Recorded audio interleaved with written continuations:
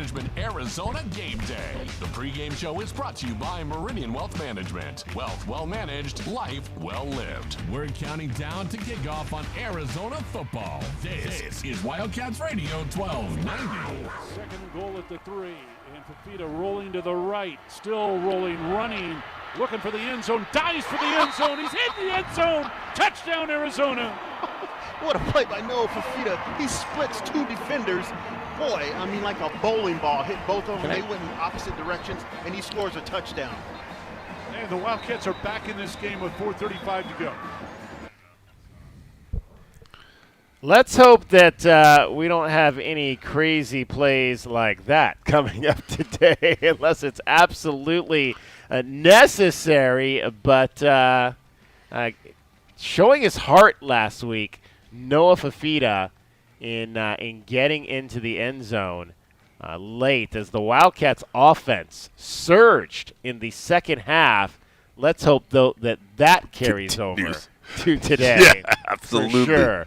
Good morning, Arizona. It is football Saturday for your Wildcats down in Orlando, Florida. For the first time in the history of the program, the Wildcats are going to be taking on the Central Florida Knights, or as they're calling themselves today, the Citronauts. We'll get into exactly what all of that means, as SpaceX. This is being delved as the space game down in Orlando today at the University of Central Florida, and it is a game that they don't generally lose. So that is one obstacle that is standing in the way of your Arizona Wildcats today as they try to end this 4-game losing streak and get back on the winning track to a potential bowl bid here in 2024. My name is David Kelly. I've got the Captain Kelvin Efon to my far left. I've got Glenn Howell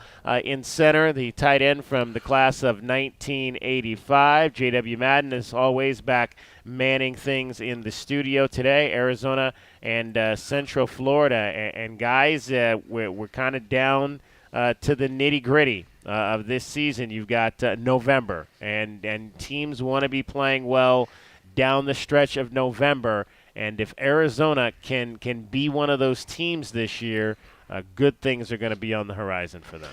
Absolutely. This game, I think, is a crucial game for us. This is the first time we're really a dog. We're really a dog. We're a six dog. Bigger dog than I would have thought, for sure. We're a dog. I want to call this the ground beef game because you know what? They're going to grind us, man. They're going to run the ball. These guys run the ball. They already got a 1,000-yard rusher already. And, and R.J. Harvey, man, this guy, I mean, they just run the ball. That's what they're going to do. They're averaging 200-something yards on the ground, so we better be ready to be able to take that ground game and shut it down and make sure that they can be throwing the ball.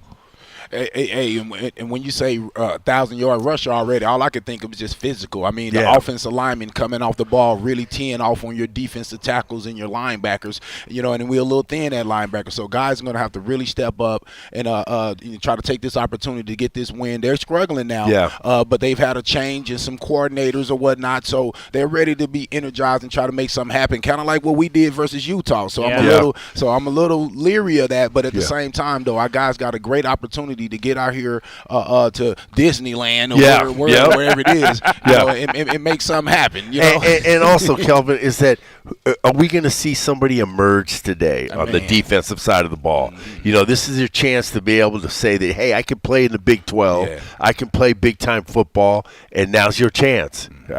Is somebody going to emerge today? And, we would love to have somebody emerge today and play great football today and help this team win this game today, because I think it's a crucial time for us to win right now. All right, let's dive into what we've got today as the Arizona Wildcats look to end this 4-game losing streak. It's time to take our first look at today's game. Brought to you by the Window Depot. Lowest prices and biggest inventory. Shop thewindow.depot.com. Well, you heard Noah Fafita with that 3-yard touchdown run that signified the final score last week, 31-26. Noah this week, or after the ball game, talked about the surge down the stretch that got the Wildcats 3 touchdowns. Yeah, I think it just shows that when everybody does their job and just plays in the scheme, we're able to create a rhythm. And once we create a rhythm, we're able to get some stuff going. But, I mean, there's still a lot to learn from every standpoint, including my own. So that's what we're going to harp on. Jonas Avianaya, we had a chance to hear from him this week in the midst of a 4-game losing streak. These guys are – let's hear next from Matt Atkinson, who talked about Noah's performance down the stretch. Another positive, Noah didn't throw any interceptions. I felt like we were able to protect him much better in this game. And the run game wasn't never a negative for us, and there was at times there was a little bit left out there, but we weren't taking TFLs in that space, which kept us on schedule, which allowed for us to be a little bit more aggressive. And guys, interesting there. What would you kind of think about that? Obviously, that's one of the things, and we'll dive into when we get to the offensive scouting report, just the struggles of the inside run game, but maybe not hitting it the way that you want to hit the run game, but not necessarily taking negatives in the run game. Yeah, you never want to take negatives, but you always want to be falling forward. Kelvin, you can always you know that, and then Kelvin can probably speak to this better. Is that if you don't see a hole, what you doing? Man, you got to put your shoulders down and make one, and make a hole. Put your shoulder down and make a hole. And I think what it is that.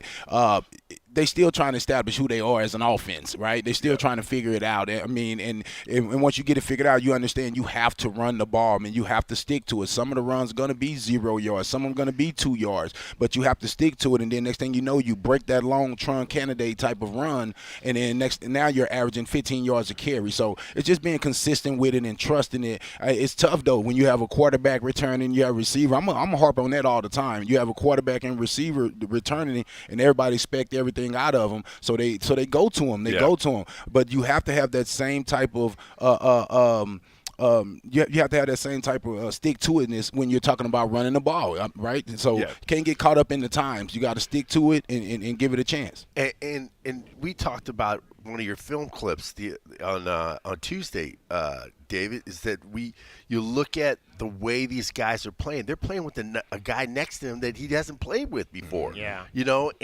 And that was just I think that might have been, looking back at it, talking to Marshawn Graves, who's going to be on with us today, offensive lineman.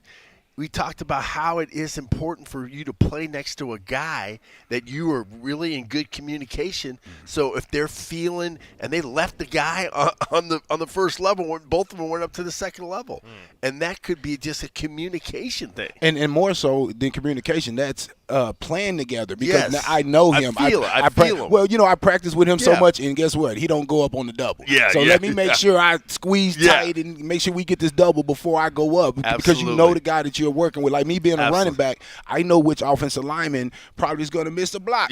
Right. So I got my eye open for that, so I can help him out. But that's experience of working with each other, so you can understand. They actually do that. I know which one. I'll be like, okay, I got to help on this side. When I was at JC, and I was a pretty good offensive tackle, and then my guy Junior Talatasi said, we got to go to Glenn. We got to go to his side. We're going to run the sweep that way. Let's go. We got to tell the guy, he says, we're not going left, we're going right. And in saying that, that's the same thing. You got the big Jonah right there, Savanair. You got the big guy. Let's run right behind him. I don't care that y'all know what we're doing. I don't care. Let's be physical. Let's come at you. These guys say they NFL guys. This is everything I keep seeing, right? They NFL Big Mo, right? You got those guys right there. Let's run behind them. I don't care what the defense is doing. And then when they load up to take that away, then that's when we go to the pass or hit a counter or something. So this game not hard. It's the same game. Just they put some window dressing on it. Obviously, talk continues about where this team is mentally in the midst of a 4-game losing streak with a season that has not gone the way that they had hoped. Jonas Avianaya this week saying he's not down on this season whatsoever. Not at all. Like what Noah said earlier, God don't make mistakes. This is what God's will is, and we're just out here and execute what he's planned us to do. So we're just out here, we're just being in a moment, trying to get the guys together and just moving along. And in terms of Brent Brennan, you can still hear the excitement in his voice about the job ahead. I think for me, I'm still excited about this team, and I'm still excited to be here. We have 4 games left, and, if we play well, we get to play 5. And I think that part of it is I look at it, you're always building the football program. You're always developing the players. And to me, that process is ongoing. It never stops. You're still coaching everything. And especially when you have an injury situation like we've had, you have to get guys ready to play. And you have to find the value in that for what their experience is going to be and how that experience is going to pay off for us, hopefully in these games that are coming here. Like Jack Luttrell is going to be better this week than he was last week because he had to play a whole game at free. You know what I mean? And so I think as those moments go, the players continue to learn. We continue to get to coach them off of their film, and they can see themselves in those spots making those plays. So I'm still excited about this team, and I love the University of Arizona. And I know that we're building a program, and I know that there's some tough days when you have young people in the game. And Kelvin, Ryan Turley wrote a post on the, it was in the chat room with all the, listen, and people going crazy, fire him, doing all this stuff and everything. and he said some stuff. Ryan Turley played with Kelvin on the 98 team. Offensive tackle. And he was an offensive tackle. And then Kelvin came in and said he's absolutely right. And tell us about how that season before built the character for the 98 team. Yeah, so we went in that season with Ryan's senior year. We were 3-5 at this same point in the season. 3-5. Should have been a little bit better than that because we had Joe Salavea coming back as a senior defensive lineman. But we had lost a few guys. They were coming out of the Desert Swarm era and trying to figure out exactly who we are. And so we had a 5-6 season. That was my first season playing football. And we had lost Antoine Carter. So he was just the whole offense. And again, they was trying to figure it out. They put a Keenan offensive coordinator. Then we brought in a new offensive coordinator in Homer Smith, right? But we were 3-5 at that time, and we just got together and said, man, we don't want to go out like this. We don't want the seniors to go out like this. And everybody stepped up, man, and we went on a run. And next thing you know, we win 3 more games. We win at ASU, the biggest game of the season. Then the most important thing, DK, we had that month and a half to practice, which I really believe got us started on that 12-1 season because everybody was gone. It was a Insight.com bowl that we ended up going to, and it was here in Tucson. So we were staying at the La Paloma. I mean, we hung out every day. Everybody was together. I feel like we really got tighter at that time. So that's why the bowl game is important because everything around, man, the stadium started to fill back up a little bit, and going into that 12-1 season, man, it was just huge. OJ emerged from that season. Keith Smith. I could just go on name out the name of guys that went to the NFL. So don't give up, guys, because one of the best teams in school history came out of a situation just like this. Right, your testimonial that you just gave, we're going to hear a similar testimonial coming up from Dwayne Aquina that he shared this week. Go ahead, Glenn. Yeah, and it's people – we got all these GMs out there that are just great, fire Brennan, do all this, YouTube GMs. GMs, you got owners, you got Facebook personnel people. Facebook personnel. They're getting 10 cents a day, for writing all their stuff saying they're going to fire. Got to understand that this guy's here. He's been here for 7 games now. We had 7 games. 6 months. 6 months, man. And he came in kind of late, and give him a chance to let him establish his crew, let him establish, and everybody's just throwing it. And, I have faith in Brent. I think he's going to do a great job. I think he's going to get this thing turned around. And we have the players, and we will get the players. We're going to develop the players. Just have faith. Everybody wants to throw in. It's so early. And one thing I want to give him credit for is that, coming in and just being a guy that just understands that they already had a group here. He could have came in and just scrambled it up and made it my own. I don't care what y'all did last year. Get out of here. A lot of coaches is like that. A lot of coaches because some people did that before they got successful here. There you go. There you go. Because if you scramble it up, right, it gives you time. Yeah. People don't expect you to win. Oh, he had to switch the quarterback. He had to do this. Yeah. So he came in and was respectful, almost like Coach Lloyd was to that first group that he got in basketball. Right. Remember, he came in and remember I gave him a lot of credit. I say, man, he gave them the team. He let them. He started the 5 guys that were here. He didn't mix in his guy because I swear a lot of coaches want to come in and put their imprint on the team right away and let it be known. I thought that Coach did a good job of letting Noah and T-Mac have the team and say, hey, this is a player-led program. This is you guys' team. You guys got us 10-3. I'm here to just steer the boat, now, you know what I mean, until something else is needed. Now something else is needed. I mean, guys are getting injured, so now you got to coach. Now you got to step up to another level because I know everybody was just expecting Noah and T-Mac to get it done. The reality of it is this is Noah's second year. This is the year where everybody know a little bit about you, and you got to go through some growing pains with them. And if you get through it with them, you'll have a junior next year that's been solid, been through some ups and downs, and for the next 2 years you might have a chance to really win something, right? So it's not a loss if you lose T-Mac because again he's a senior threat, but we see when you only have one threat, it's tough for that guy to really get off. But I believe that next year, I mean, and I'm not going to next year, this year ain't over, but I'm just saying you always looking forward as well. I think with Noah, a bunch of young receivers that people don't respect, and now he get to sprinkle that ball around. Now you getting to where you're trying to go. But me personally, everybody says they're all going to be gone. Everybody's going to leave out of here. They're going to get out of here. I think they're going to stay. Where they going, man? I know. Let's That's what I'm saying. Have y'all been paying attention to the portal? That's what I'm saying. You don't transfer and just go play and be the superstar. Yeah. Have you noticing what's going on with the portal? Half the guys don't even get picked up. Exactly. So if you just jump into that portal and you don't have a for sure check somewhere. You don't get to put your toe in the water and then check it out and see what it is and then get in. Last time I checked, this big-time D1 football. Yeah, that's right. That's absolutely right. Sir. So I think that, these guys are building character right now. Yeah. They're building themselves right now. They're putting blocks on them. They're putting blocks. They're laying bricks down. They're finding out who this team is. And then the guys that are here, T-Mac is going to probably be gone. Jonah's going to be gone. Yeah, they're going to be first, second rounders. Okay, they're going to be gone. But the other guys behind them, they're going to be they're building the blocks, man. All right, let's. That is our first opportunity to dive into what we expect today down in Orlando, Florida, between Central Florida and the Wildcats. That's our first look at the game. Brought to you by the Window Depot. Lowest prices and biggest inventory. Shop thewindow.depot.com. This is Wildcats Radio 1290. Let's take a look at the Right Way Rundown and see what's coming up on our pregame show, brought to you by Right Way Heating, Cooling, and Plumbing. Doing things the right way.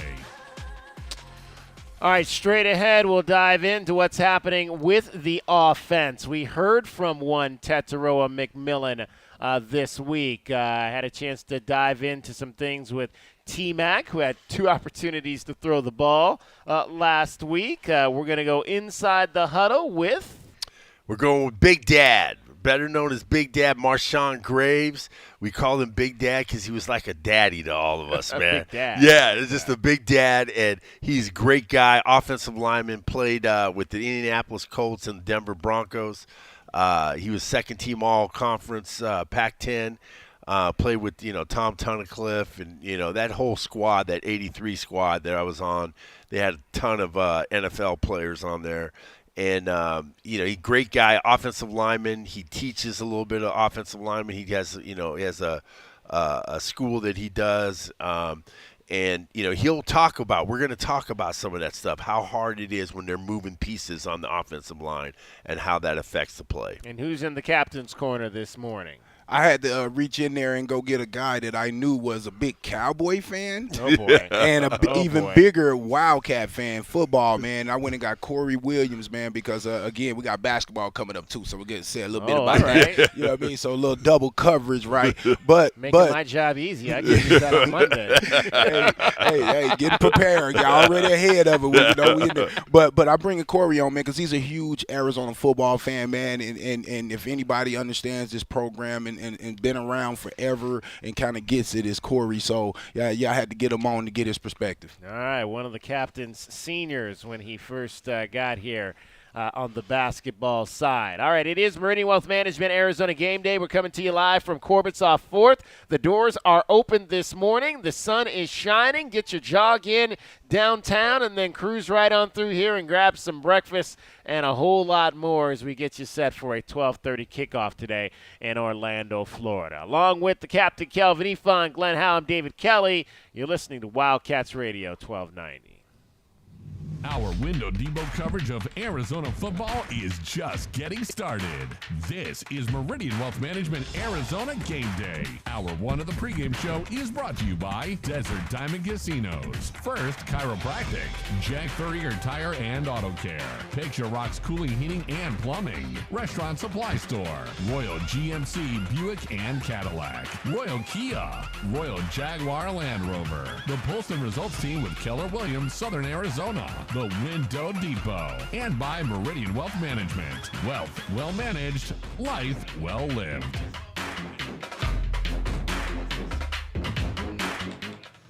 Make Dave & Buster's a part of your weekly rituals. Military Monday, get extra gameplay on your card. Tuesday night is Trivia Night with great prizes. Thursday is extra credit with student discounts on gameplay after 9 p.m. Stop in Monday through Friday, 11 a.m. to 2 p.m. for lunch specials. Want more? Rewards members will get an extra 100 chips with the purchase of 100 chips and Sunday sips for hospitality workers. Full and quick service restaurants, hotels, and amusement parks. Discounted beverages and apps after 9 p.m. only at Dave & Buster's.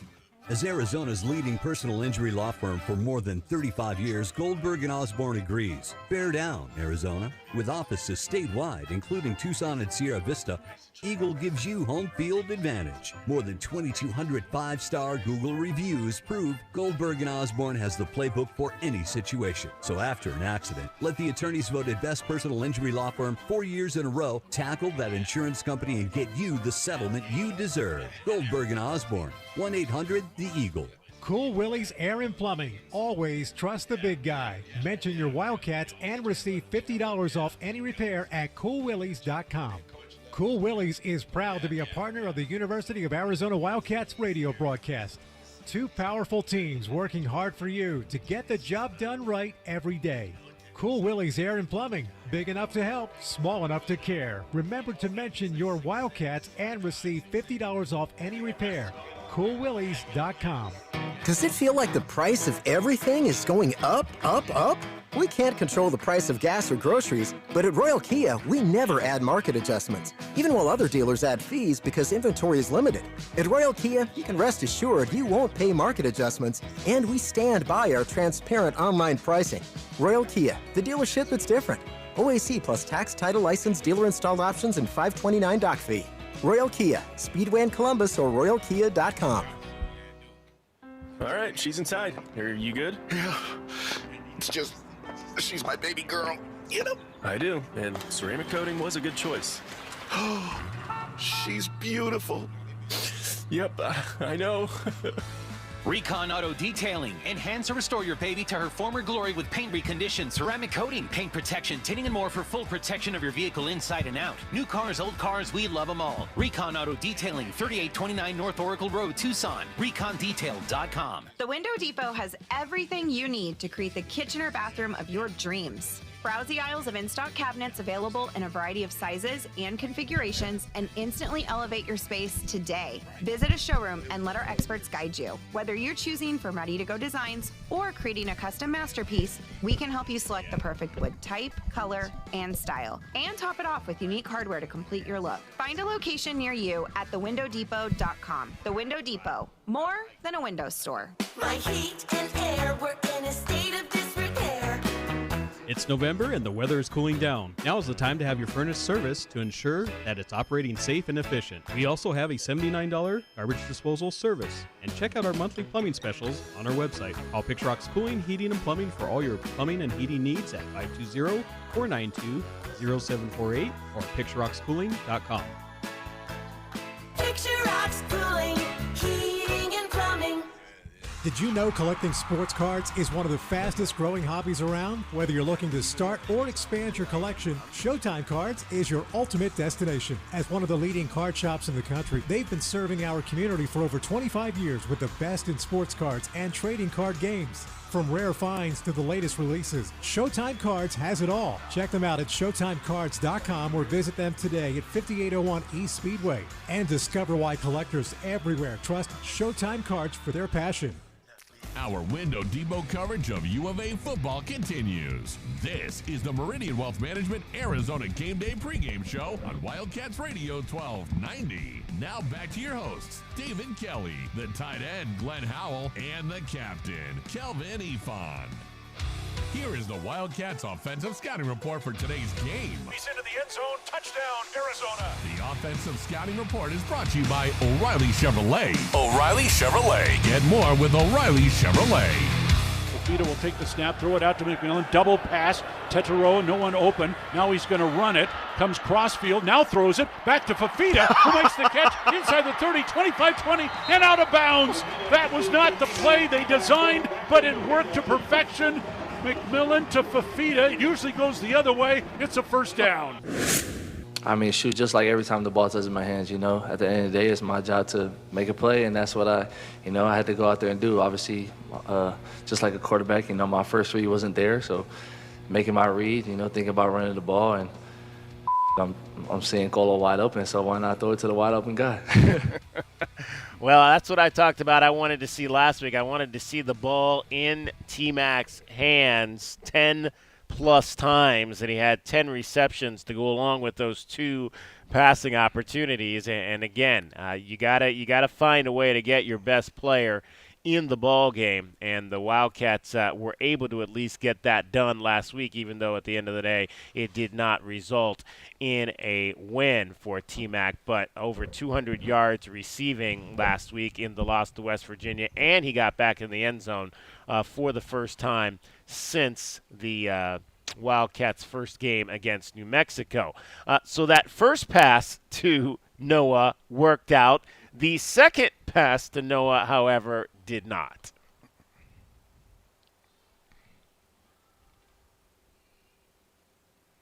McMillan will get the handoff, looking to pass the ball. In trouble. He's got to get rid of it. Throws it back to Fafita, and he dropped the ball at the 5. Oh, my goodness. Oh, they almost did it again. Fafita was wide open at the 5-yard line and dropped the ball. Oh, man. Noah Fafita, not a receiver. Thinking of his touchdown celebration. I was already thinking of the little try that he's going to do. And he put his hands down to catch it instead of bringing his hands up. Yeah, that's the thing, and it just patted. But you know what? When I first saw that, first of all, people got to remember T-Mac was a quarterback growing up. Yeah, he only switched to receiver once he started playing with Noah. Okay, so that's first off. He was a former quarterback, got the height and everything like that, but probably was pretty smart moving the receiver because he made himself a top prospect for the NFL. But I love that the coaches came up with that little wrinkle to get the ball in his hands because I know it made him excited all week at practice. Mm-hmm. I remember being in that situation where the coaches would come up with a trick play for me, and I would just be so excited, at practice during the week and then even in the game because you're hoping that they call that play so we can see if it works. And, they called the play, man, and, he did his thing and made smart plays on both. So that's something that you can add into the playbook. It also is something that the defense has to prepare for now. Now they have to look at it whenever T-Mac's on the field. Man, we got to watch for the double pass. We got to watch for Noah rolling out to the other side. Well, that takes another defender away in the run game. Yeah. So when those guys go the opposite direction, it opens up room to run up the middle. So now I thought that was some creative play calling, and also it was a great way to get them, involved and engaged, I should say. And I never had that feeling. He never done no special play for me. The tight end to just block and maybe get a couple balls, boy. That's all I had. So he never had. I can't relate to that, kid. I can't relate to that. Well, let's hear from the passing game coordinator Matt Atkins on those pass plays for Tetero McMillan.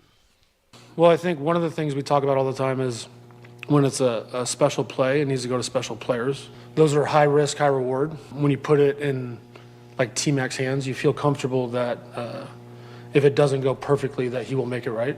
And I'd say that's the biggest thing, is just philosophically trying to make sure that those special plays are going to special players.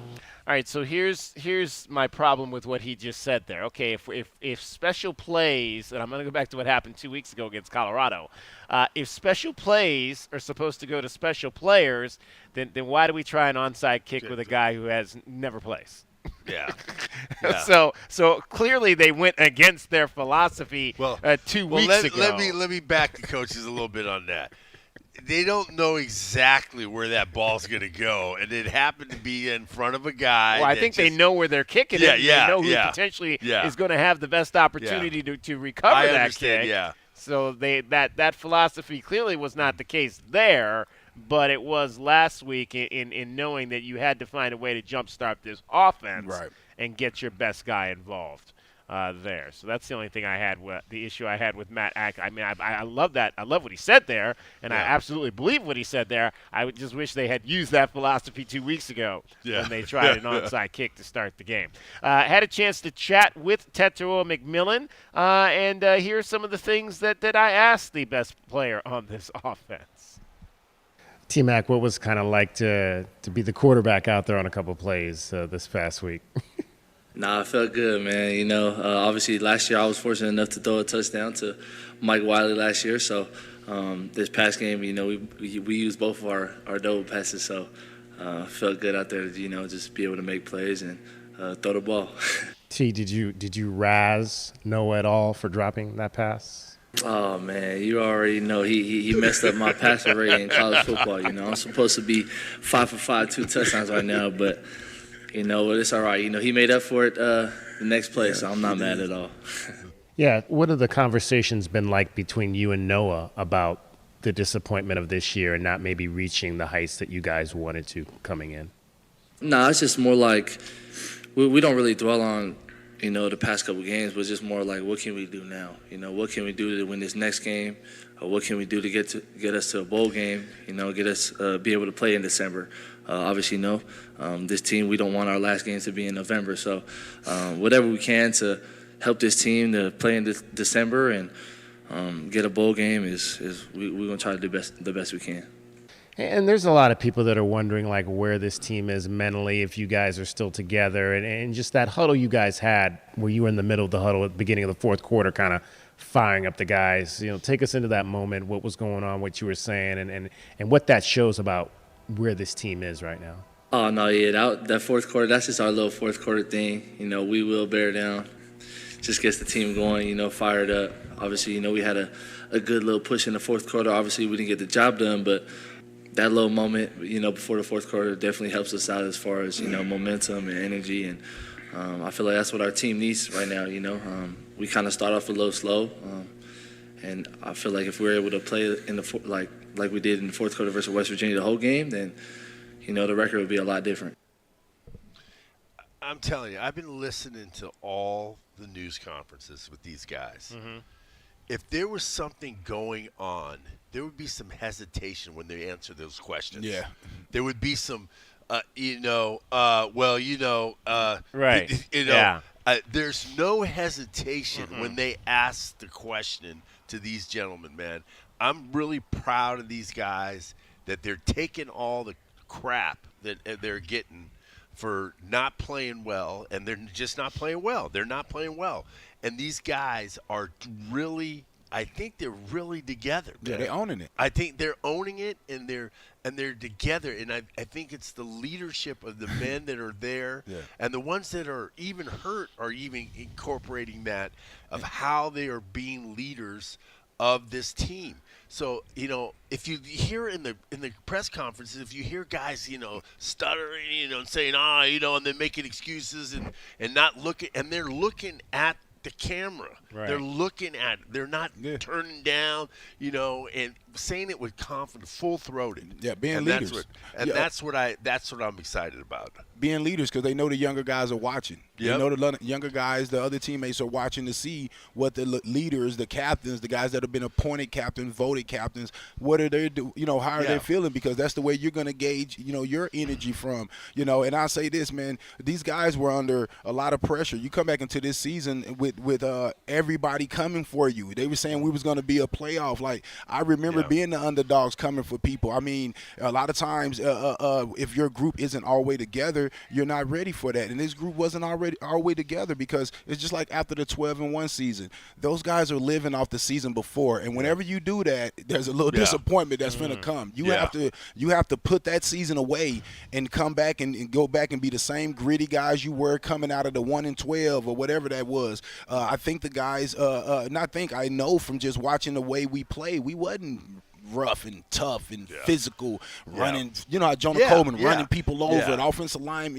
Coming off the ball. Team. We wasn't that group. We wasn't the same hungry group, and I don't think it was because of lack of effort or lack of coaching. It's just the reality. Sometimes you get comfortable when you're not used to winning, when you haven't really been in that position. They wasn't used to being the hunted. Right? They had been doing the hunt.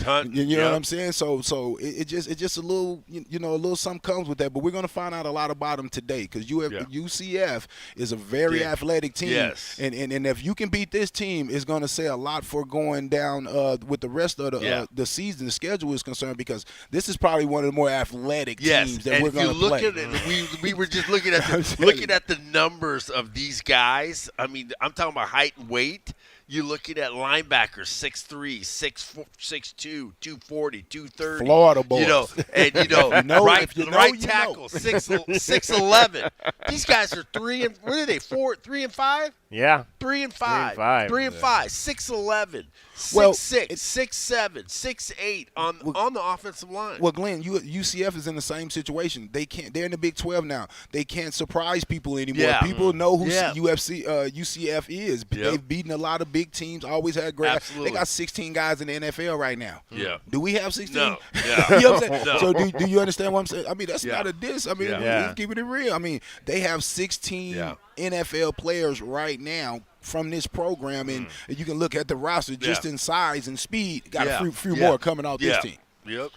All right, that is our first chance to see and hear what is happening with Arizona's offense heading into today's game at Central Florida. That's the Wildcats Offensive Scouting Report. The Offensive Scouting Report is brought to you by O'Reilly Chevrolet. O'Reilly Chevrolet, get more with O'Reilly Chevrolet. All right, straight ahead, we're going to go in the huddle with How, brought to you by Kaiser Garage Doors and Gates. It is Meridian Wealth Management Arizona Game Day. It's our Window Depot coverage of Arizona football as the Wildcats take on Central Florida. Kickoff coming up at 12:30 today from Orlando. We've got you until 11 this morning from Corbett's off of 4th. Come on down, get yourself some breakfast, get that workout in, maybe a little morning pickleball outside or inside. You have both those options down here at Corbett's off of 4th, along with Glenn Howe, the tight end from 1985 and the captain from 98, Kelvin Ifan. I'm David Kelly. You're listening to Wildcats Radio 1290. Day in and day out, we're inundated with commercials asking to review your portfolio or telling you to get a second opinion. This is Natalie Fernandez with Meridian Wealth Management, and I want to share the advice I give people every day. Talk to 3 different advisors at 3 different firms. It's important to understand their differences and find someone you can trust. I want Meridian to be one of your 3, and then you will decide who is best for you. To learn more, call us at 719-1433 today. Advisory services provided by Meridian Wealth Management, a registered investment advisor. My heat and air were in a state of disrepair.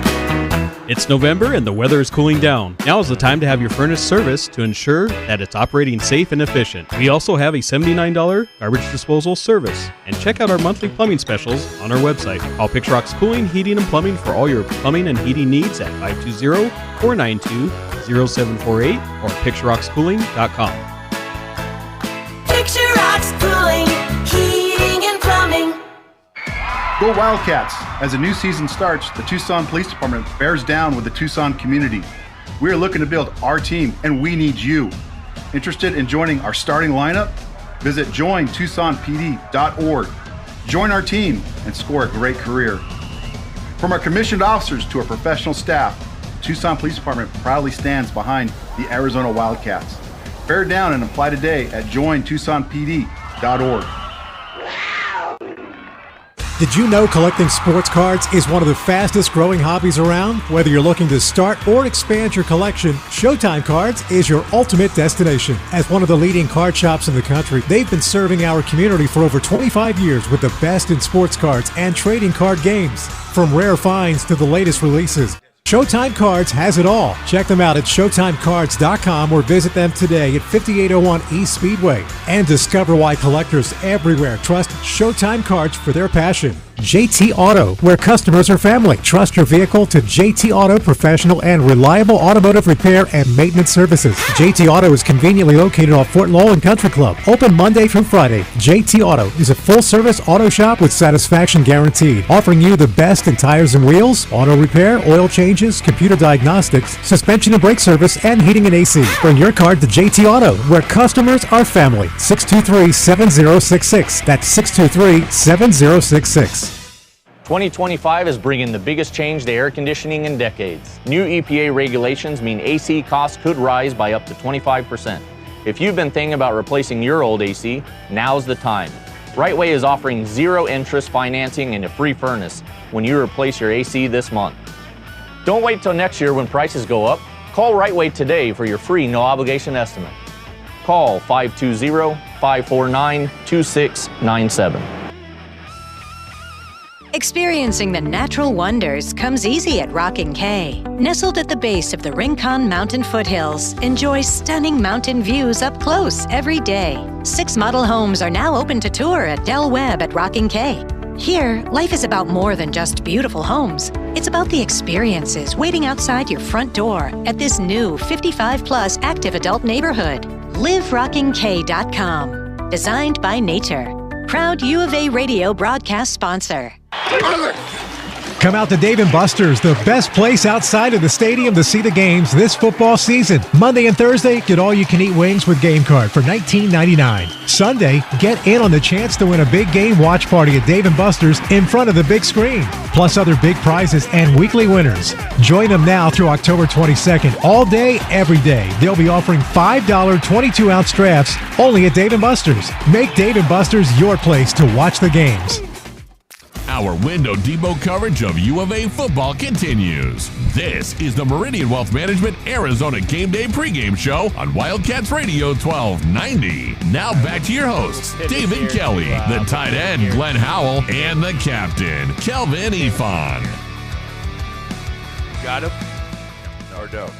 All right, back here at Corbett's off of 4th, getting you set for Arizona football today. It's the Wildcats taking on Central Florida. This will be the first ever meeting between these two schools as we, for the second straight week, are going to face a team that we have never faced before.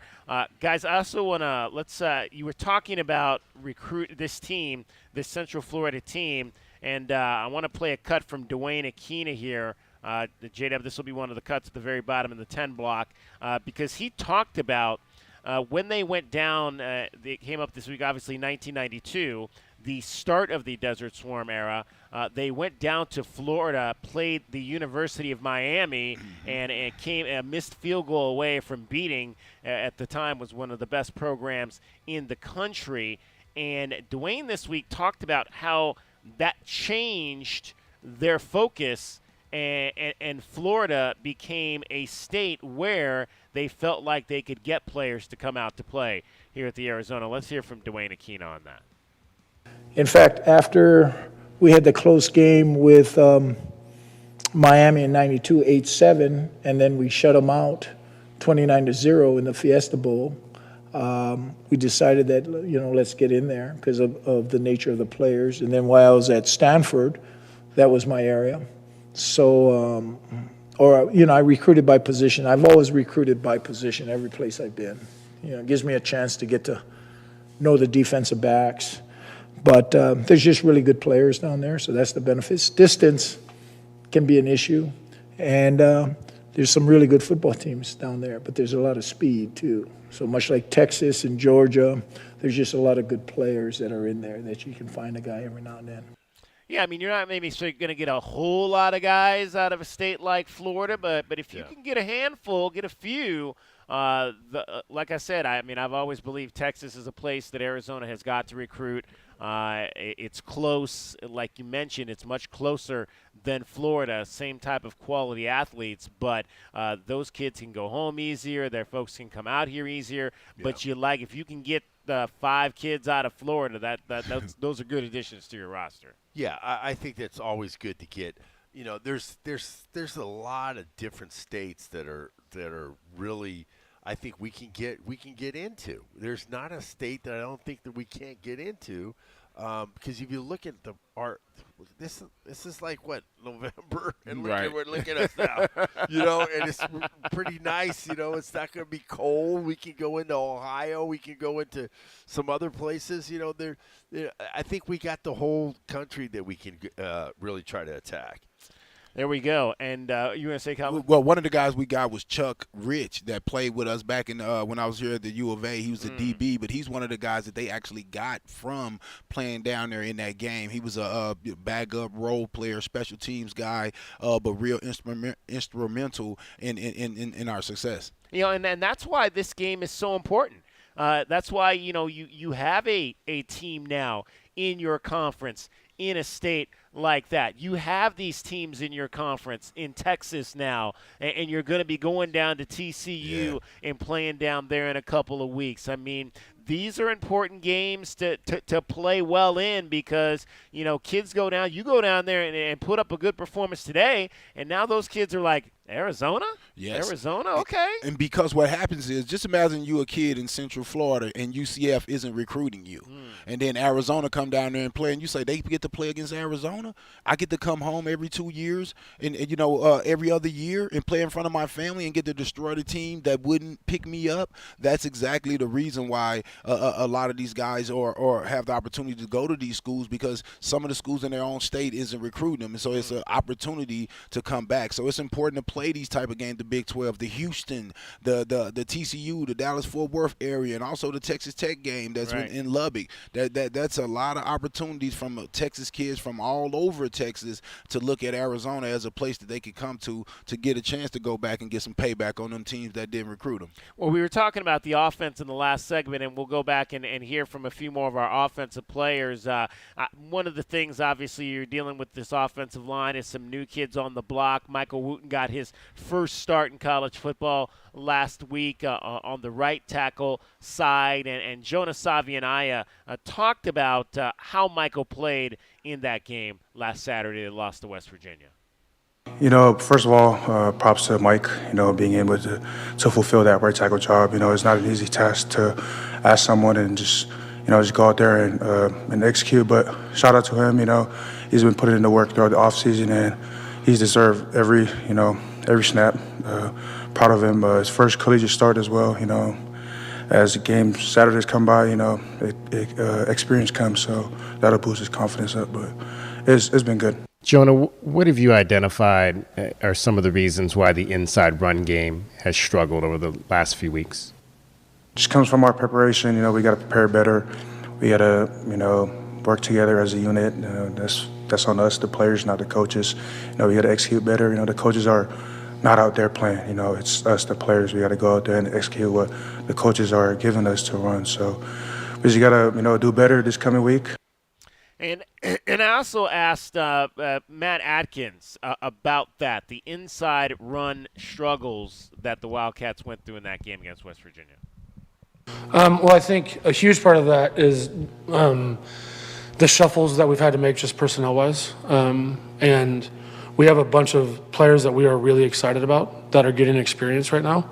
And the one thing that's nice is as it's shuffled, especially when you look at it from an individual level, you're seeing improvements from individuals. Now, it doesn't help sometimes when you've got to shuffle and it feels like you're kind of developing people. But I do think that Coach Oglesby is doing a great job developing those guys. And is that situation with the offensive line, is that exacerbated? Like you were saying, you've got a bunch of young guys playing up there, but you also had a veteran in Josh. He necessarily did not have his best game of the season. Well, Josh is one of our leaders, and nobody ever plays a perfect game, and that's something we talk about as an offense all the time. We're just trying to pursue perfection while understanding that we will not accomplish it. And so I'm with Bake every single rep, and he has my full support. There's a couple that I think he might like to have back, but with that being said, he also did a lot of great things for us in that game, and you can say that for anybody. I mean, even the headliners, you know what I mean? Some of our top players, there's a few that they wish they had back too, and that's just kind of the case with football. It's never going to be perfect. Let's go in the huddle with Arizona letterman Glenn Howell. In the huddle with Glenn Howell is brought to you by Kaiser Garage Door and Gates. Kaiser, with over 25 years serving Arizona. Welcome into this week's edition of the In the Huddle with Howell, presented by Kaiser Garage Doors and Gates. I'm U of A tight end Glenn Howell, class of 1985, and our guest this week is Big Dad, better known as Big Dad, Marshawn Graves, class of 1983, second team All Pac-10 offensive tackle, played with the Indianapolis Colts and the Denver Broncos. What's happening, Big Dad? How you doing? Good to hear from you, Glenn. All is well, man. Hey, man, sorry about I gave you the wrong time. I said there at 8:10, and I kind of messed you up a little bit. But glad have you on. How you been doing, man? Man, I can't complain, man. Life is good, man. I take it one day at a time. But like I said, everything's been fine, man. That's good. So Marshawn, you got out of University of Arizona, played in the NFL a little bit. What did you do after that, and what have you been doing since then? Well, ever since I've got out of the NFL, man, I've always spent my time working with kids, whether it was a career working in probation. I spent a number of years there, and recently in the last 12 years, I've been doing a lot of substitute teaching and coaching football at the high school level, and also playing a lot of pickleball right now. Oh, really? You pickleball? That's awesome. We're at the Pickleball Center right here in Tucson. That's where we're doing our show from, called Corbett's, and they have a indoor and outdoor pickleballs place here. So I might have to get up there and get some couple games with you, Big Dad. Yes, man, we got to mix it up a little bit, man. Pickleball's a lot of fun, man. You'll go out there and just have a good time, man. It really is, man. Gets you moving, gets you out there with people that just want to just do something active, man. Yeah, we're our guest in the huddle today is Marshawn Graves, class of 1983. Is in our guest in the huddle is brought to you by Kaiser Garage Doors and Gates. Kaiser, serving Arizona for over 25 years. So, Marshawn, you're from the Bay Area. Marshawn was my host when I came to University of Arizona, and that's one of the reasons why I came to University of Arizona, because of Marshawn, and he was my host. Tell us about your recruiting story and how you got to University of Arizona. Oh, wow, man. It goes back, man. I won't never forget. It was 1976. It was a U of A playing against the University of Pittsburgh.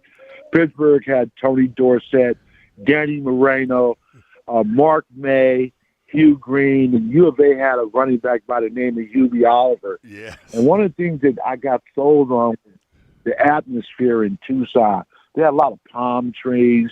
It was a clean environment, man. And they were playing in the Fiesta Bowl, which, wow, it was a big deal, man. They got my attention to where they got me thinking about that might be a place for me to go with my football career. And where were you? What other places were you getting recruited by?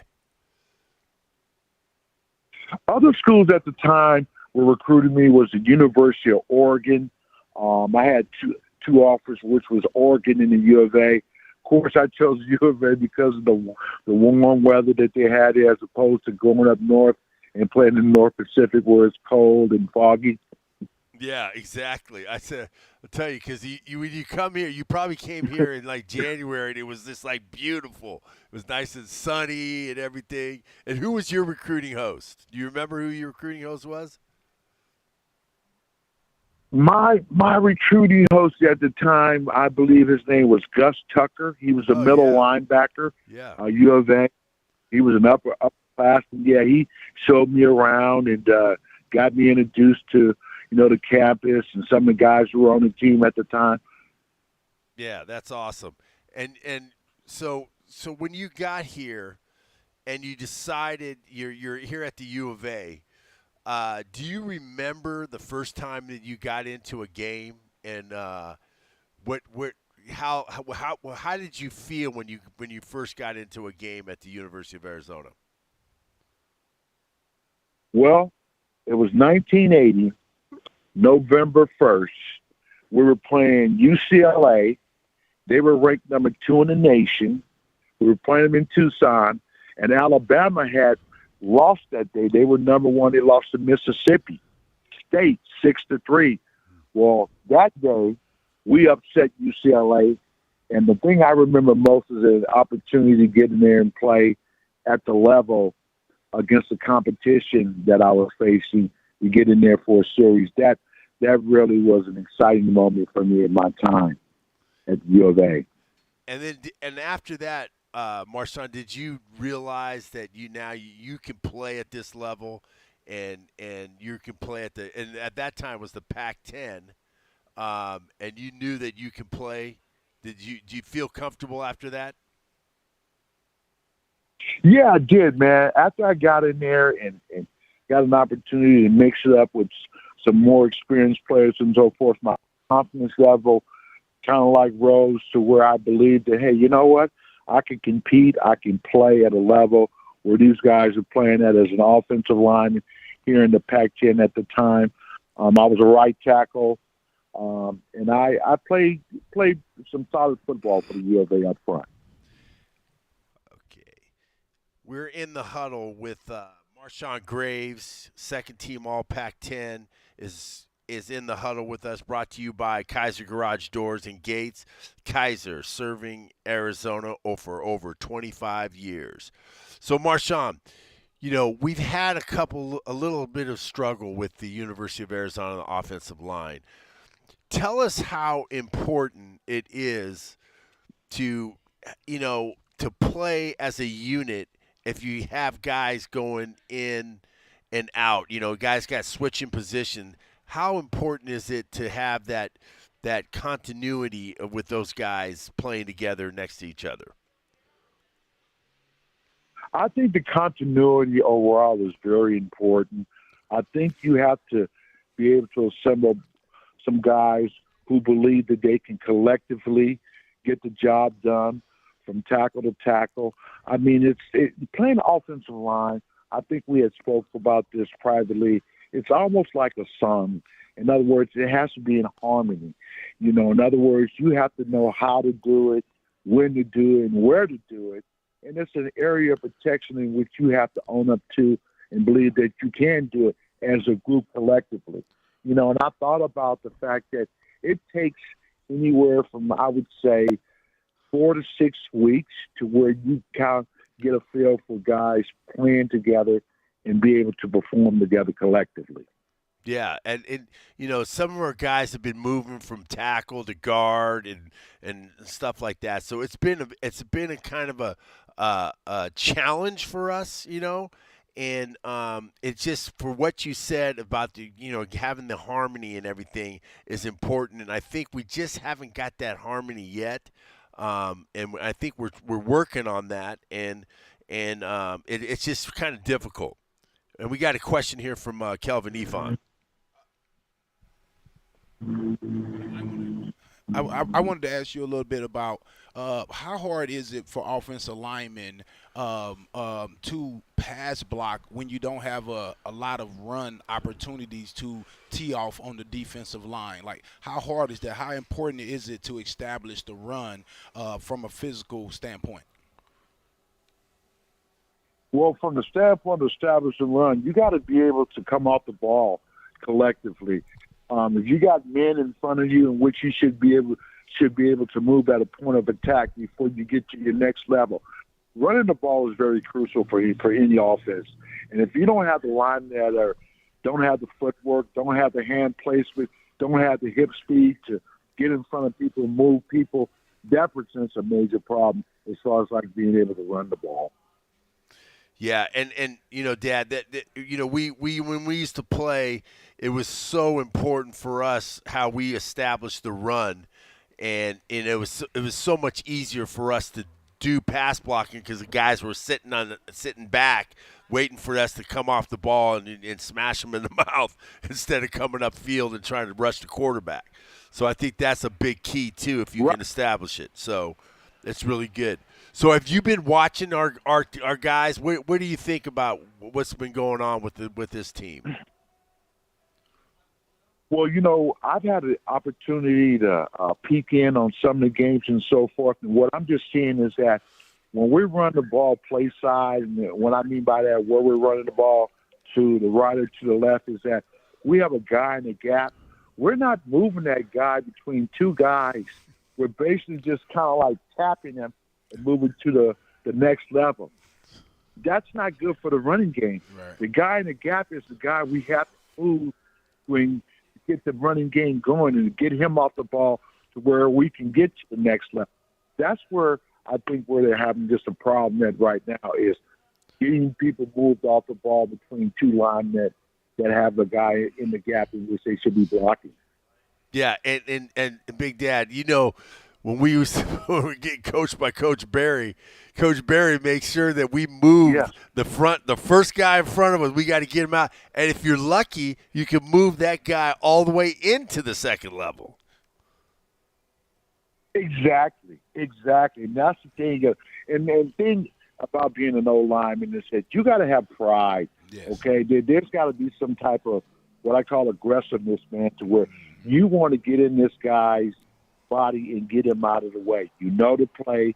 You have the technique to get it done. That's what it's all about, is taking pride in what you're doing and making your body in a position to where you can get inside this guy and move him into the linebacker that's playing behind him.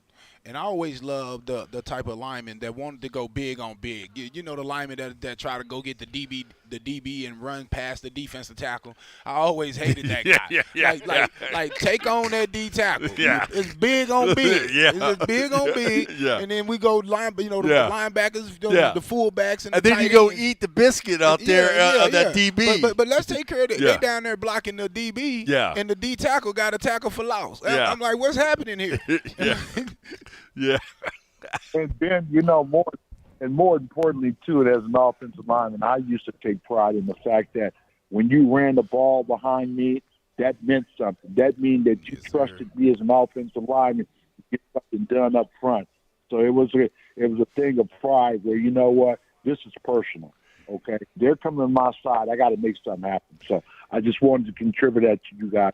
Well, when they run 38, 39, they run on your side, and 36 running that, the zone, and then also 24, 25. Remember we used to run that. We'd run that, and that was our side.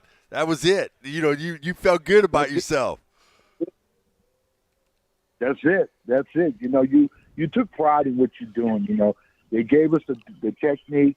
It was just a thing of, hey, you had to make up your mind, I want to go do it. I'm a Wildcat, man, and I'm here for a reason, and I'm wearing this uniform for a reason.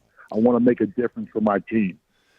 All Pac-10 offensive tackle Marshawn Graves is our guest in the huddle with Hal, brought to you by Kaiser Garage Doors and Gates. Kaiser, serving Arizona for over 25 years. Kelvin. I wanted to ask you, I always ask guys, what is your vision of the program as far as like me, myself, I say we're a 7 to 8 win program every year. I think we always can do that, and in 4 or 5 years, win like 10 games. What is your vision? Because I always took pride in that. I always took pride in that. I knew we kind of were a little bit of the underdog. We didn't have the talent of some of the other teams, but we could compete and beat a lot of those guys, and I took pride in that. And so tell me what is your feeling and view of the program? I think the program is moving in the right direction in terms of the wins and losses and what they've been able to accomplish in the last couple of years. I think that what they're doing in terms of how they're winning, they're putting people in the position to play some winning football. But the program is up and coming, man. They just got to keep going out there, proving that they can win with the people that they're recruiting, and they'll be fine. Yeah. Well, Marshawn, man, family good? Everybody in the family good? Everybody in the family is great. Have you been back to the Bay Area lately? I went back to the Bay Area probably back in July. We went up there to the Bay Area. Yeah, you still got family up there? Still got family in the Bay Area. I have a sister up there. I had a brother, man, just recently relocated to Tucson, so he's a big Wildcat fan. Oh, that's awesome. That's awesome. I have to meet him. I have never met your brother, man. I'd love to meet him. I'd like to see him. Yes, you will. You will. Right on. Yes. Okay, our thanks to Wildcat football alumni Marshawn Graves for joining us in the huddle with Hal. We appreciate you, my brother, man. Big Dad, it's always good to talk to you, and I thank you so much for coming on the show. Thank you, Glenn, for reaching out to me, man, when I saw homecoming. Thank you for having me on my show. I look forward to seeing you in the near future, man. Bear down, my brother. That's Love In you. the Huddle with Howell. In the Huddle with Glenn Howell is brought to you by Kaiser Garage Door and Gates. Kaiser, with over 25 years serving Arizona. Think of waking up with energy, standing tall and feeling free. Think First Chiropractic, good health is to enjoy. First Chiropractic is pleased to announce that Access Health Plans now cover chiropractic care. A referral by your PCP is required. For more information, go to firstchiro.com, the most trusted name in chiropractic care, a proud U of A radio sponsor. First Chiropractic, good health is to enjoy. KCUB Tucson, a Cumulus media station. The one and only home of Arizona football. Pre- and post-game coverage, play-by-play, and live press conferences.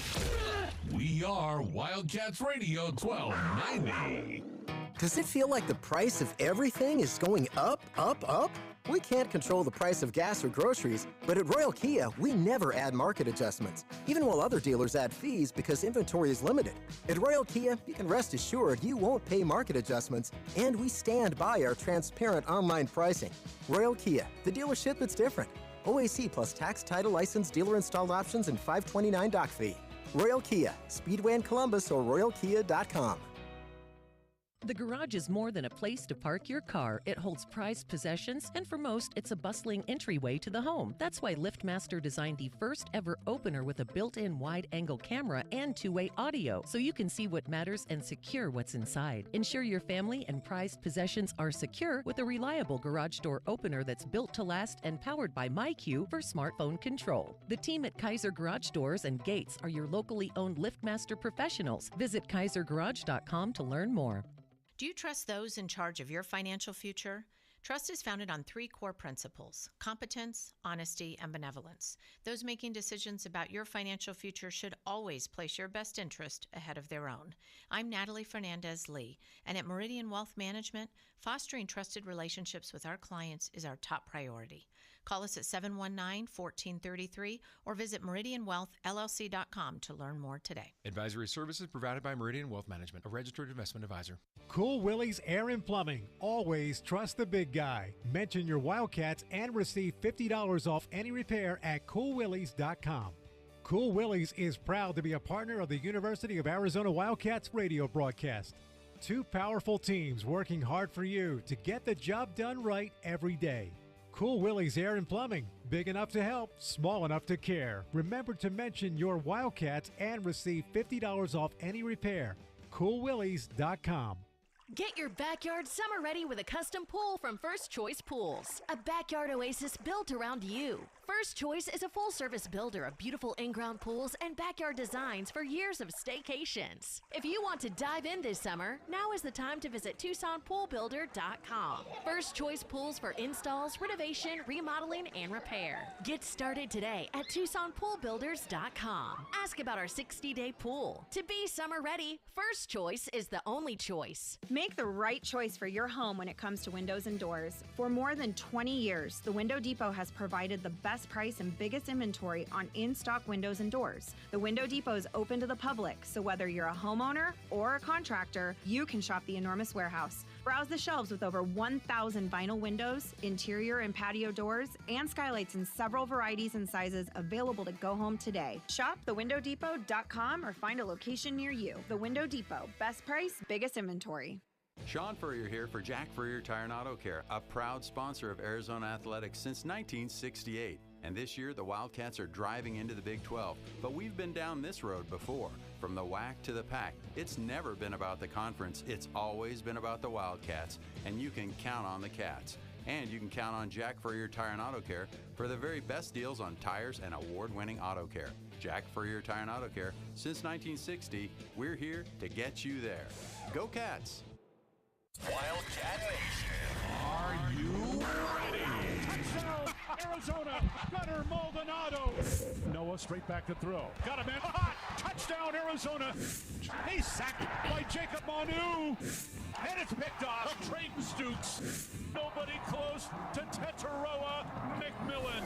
Let's go. Tear down, Cats. Our Window Depot coverage of U of A football continues. The Meridian Wealth Management Arizona Game Day pregame show is brought to you by Meridian Wealth Management. Wealth well managed, life well lived. We're getting closer to kickoff for today's Arizona football game. This is Wildcats Radio 1290. Let's look at the Wildcats defensive scouting report for today's game. Back to throw. He gets hit. He fumbles the ball. The Cats with the ball. They pick it up. They'll take over at midfield. Today's defensive scouting report is brought to you by Rockin' K. Rockin' K, Tucson's premier master plan community. This is Arizona football on Wildcats Radio 1290. Donaldson will be the running back to the left of Markiol in the backfield. Tight end in the H-back spot to the left. Two receivers right, one left. Tight end moves to the right. Markiol, bad snap, picks it up. Back to throw, fires back of the end zone, and it's knocked away, and it's caught. Oh, did he hang on? He did. Yeah, touchdown. That was a heck of a catch. It really was. I think somebody got a hand on it. I want to see that again on the replay. He just had to go up in the air. That's all there was to it. That was Hudson Clement, the Richard sophomore out of Martinsburg, West Virginia. Yeah, that was a tough catch. He went up and just muscled his way. Nico Markiel last week made some plays. Boy, did he make plays to beat the Arizona Wildcats 31-26. The kid out of Chandler Hamilton. Don't think there's going to be any Arizona kids on the other side today that we need to worry about down in Central Florida. But Dwayne Aquina, for one, the defense coordinator, came away impressed with Nico Markiel last week. That touchdown pass on the fourth down play, the high straight one. I mean, that was Montana to Dwight Clark. That's exactly what that was. He left himself 1 yard, so when he jumped, he came in, so he's 9 yards deep. The high straight one always gets you. We had him triple covered. It's a great play on the kid. Give him credit. And for the second straight week, he is not going to know, Dwayne Aquina, what quarterback he's going to be facing today, because the Central Florida Knights are going through a ton of issues of their own, and we'll dive into some of the changes that they've made on their offense as well as their defense in terms of the play calling. The belief, though, is the youngster Dylan Risk, who came in the second half last week, is going to be the quarterback that starts this game today for the Knights. Man, I tell you what.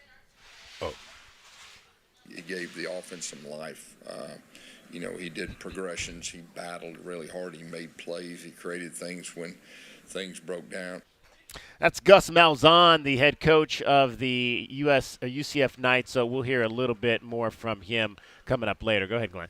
Yeah, I the quarterback situation for them, I really don't think it's really matters because all he's going to be doing is turning running the around. ball, hand it off. He's handed hand off. it off So it anyway. ain't going to be that much of a difficulty for, because they 200-something yards a game on the ground. Come on now. Yeah. Come on now. And explosive on the ground. Yeah. They get big plays on the ground. With exactly. And against the defense that's hurting. Yeah. That has a lot of guys out. So Yeah. what more? Why would you want to get away from the run when that's your strength of your team? It's going to be like their linemen just coming to a big trough. That's what they want to come to eat. They're not going to give them a table. They're going to just give them a trough because they're going to say they think that they're going to try to run the ball against us. And our guys on the defense got to be like, man, you're disrespecting us. You're going to try to disrespect us, and that's how you got to fire these guys. And I'm sure Dwayne is telling them that. I'm telling you. Well, Dwayne Aquina, after last week, knows that you never want to underestimate the backup, no matter who it is. Don't be fooled by a depth chart, because many times, well, ask the guy, what was his name? Wally Pep? His backup had a pretty good career. So to me, everybody's Wally Pep, man. Yeah, Wally Pip's backup did have a pretty good career. A guy by the name of Lou Gehrig, who got into the lineup after Wally had a headache and didn't come out for over 2,000 games. Yeah, exactly. That's how I know. That's how I know a guy. Yeah, right? exactly. Yep. So Exactly. next guy up. Last week, Takario Davis back out on the field. He's been dealing with some injuries on the defensive side of the ball, but did not have a single target in that game last week against West Virginia. As good as Nico Marchiol was, he did not throw at Takario Davis in this game. Let's hear from Takario on not getting a whole lot of work his way last week. It's a good thing overall, but in the moment it was boring, if you ask me, really. But I mean, I should take it as a good thing, not being targeted, not looked at. So, I mean, just keep dominating, keep going. In my eyes, it's like a good thing, so just keep working. Yeah, and I mean, it harkens back to what I used to talk about a lot with Christian Roland Wallace when he was here. Teams would not throw at Christian, and they did not throw last week at Takario. Yeah, and that's good, but you better be ready, man. Yeah. Sometimes they come at you. Christian Roland Wallace, he might be playing in the Super Bowl this year. That guy, he's doing well. He's playing on Sundays and did pretty good for the Chiefs last week. You got to be prepared because once you sleep, man, because you always got to be thinking that they're going to come your way. And if you got to really, I think as a guy that is not getting targeted, that's when you really have to study the film. You got to study the film so you understand when they have a different formation that might be coming at you. Yeah, you got to stay on your toes. And I think really what's going on is that there's a lot of injured guys out there, so it's easier targets to go at. I mean, if you're an offensive coordinator, why would you go at a guy that's ranked like that when you have so many 3 guys out there that are basically substitutions? Like, you go after those guys. It's common sense. Well, and that's what Dwayne Aquina said, just what you said this week, Glenn, how you better be ready. Yep.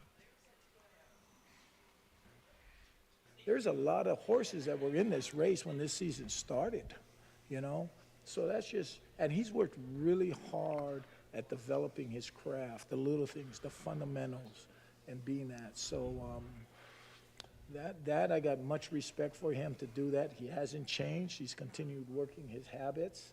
And he just can't relax because I'm sure these guys got some good receivers. They do have some really good receivers.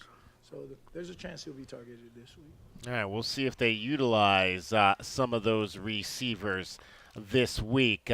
We also have seen a lot of Jack Latrell over the course of the last 2 weeks with the injuries to Gunnar Maldonado and Traden Stukes on the backside of the defense. And Jack had a couple of interceptions in the game against Colorado. He had the strip that almost turned into a takeaway.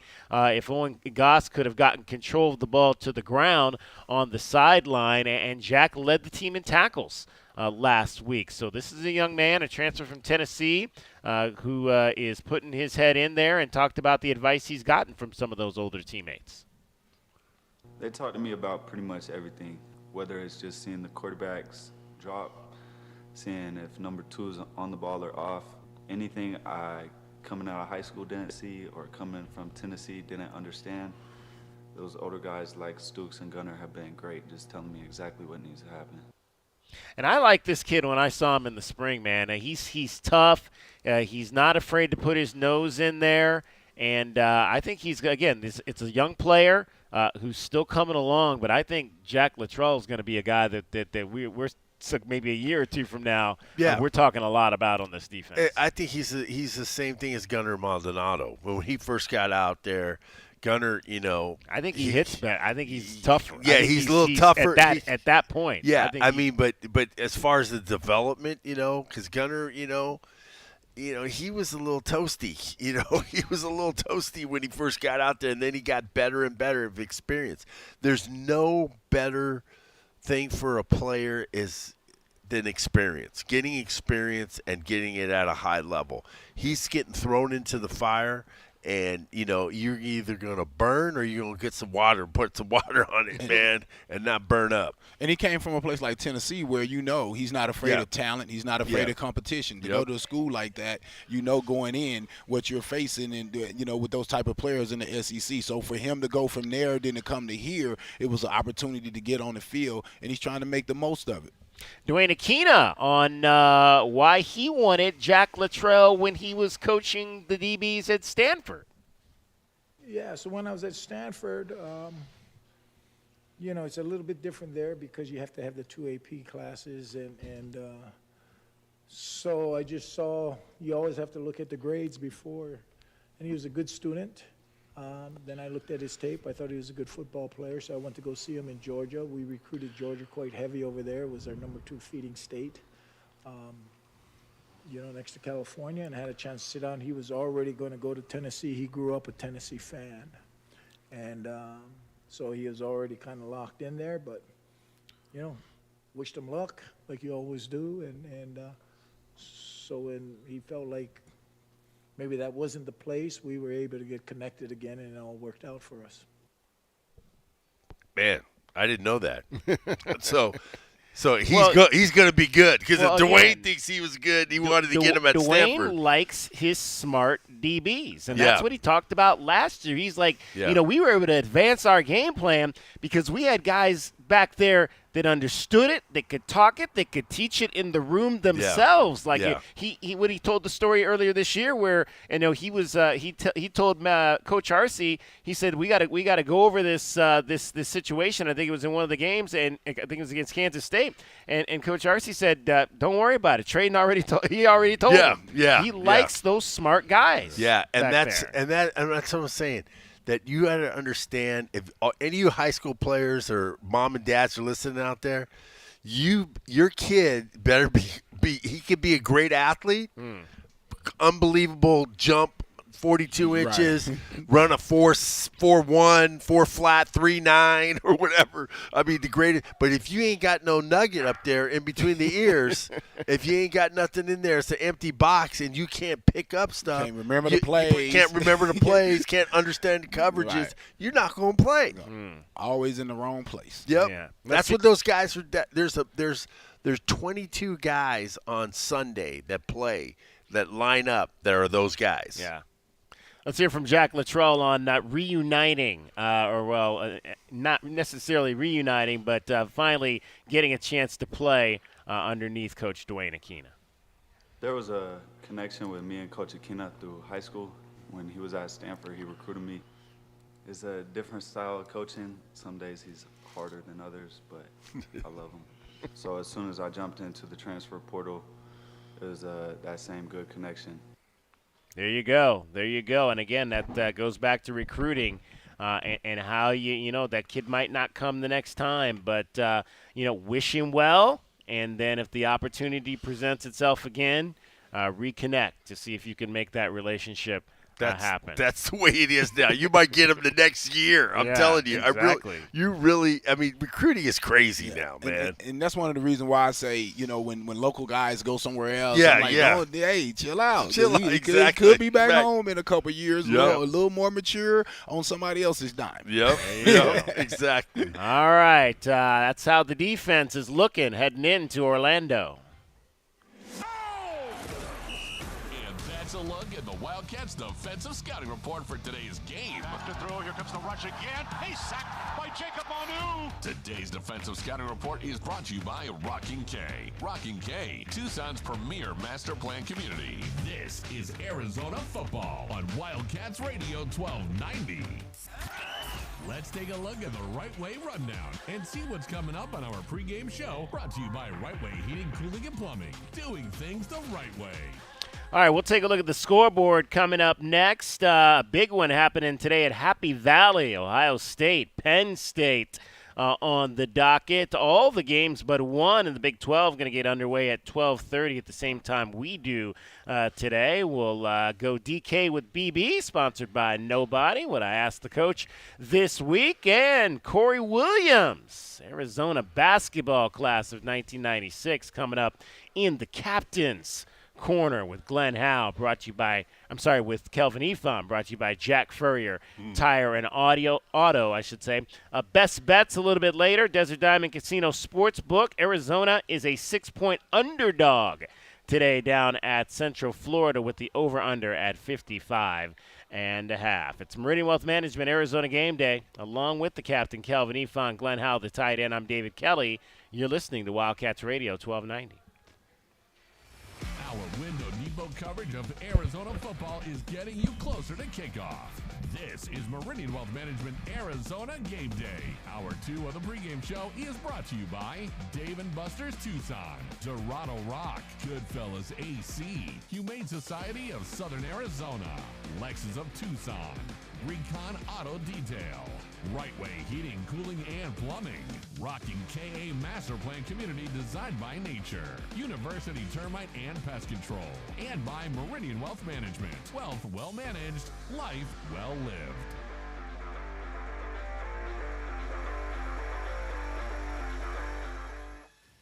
Experiencing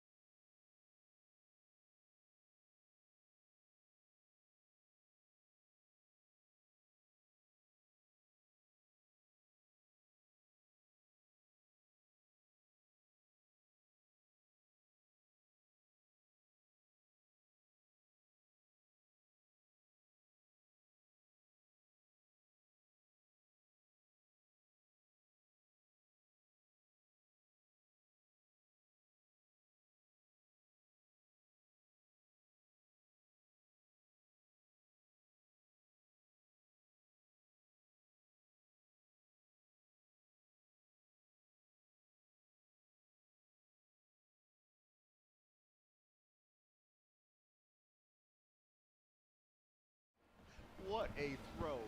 Let's take a look at what's happening today around the rest of the country. The College Football Scoreboard is brought to you by Goldberg and Osborne. Goldberg and Osborne, the injury lawyers.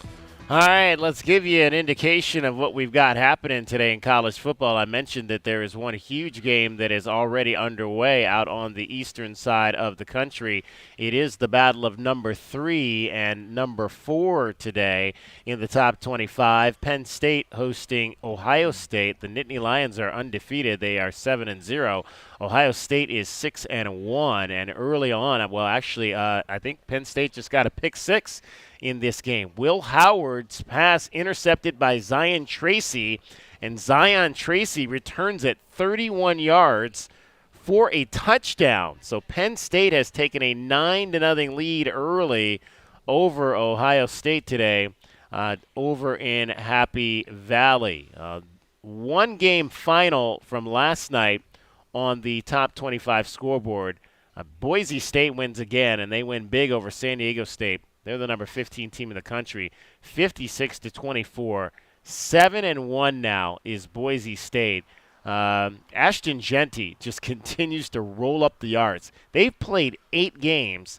He has 20 rushing touchdowns already in 8 games. Tack on another 149 for Ashton Jeanty as he is just running away to the Heisman Trophy this year. Let's hear a little bit of what Ashton Jeanty did. Jeanty making an impact even when he doesn't have the ball. This time he does have the ball and is seen. Jeanty trying to push through, gets by. Jeanty's still going and gets down to the 15-yard line. High snap, they give to Jeanty. Bounces it to the left side and he will walk into the end zone. Ashton Jeanty. And Boise State's piling on here to start the second half.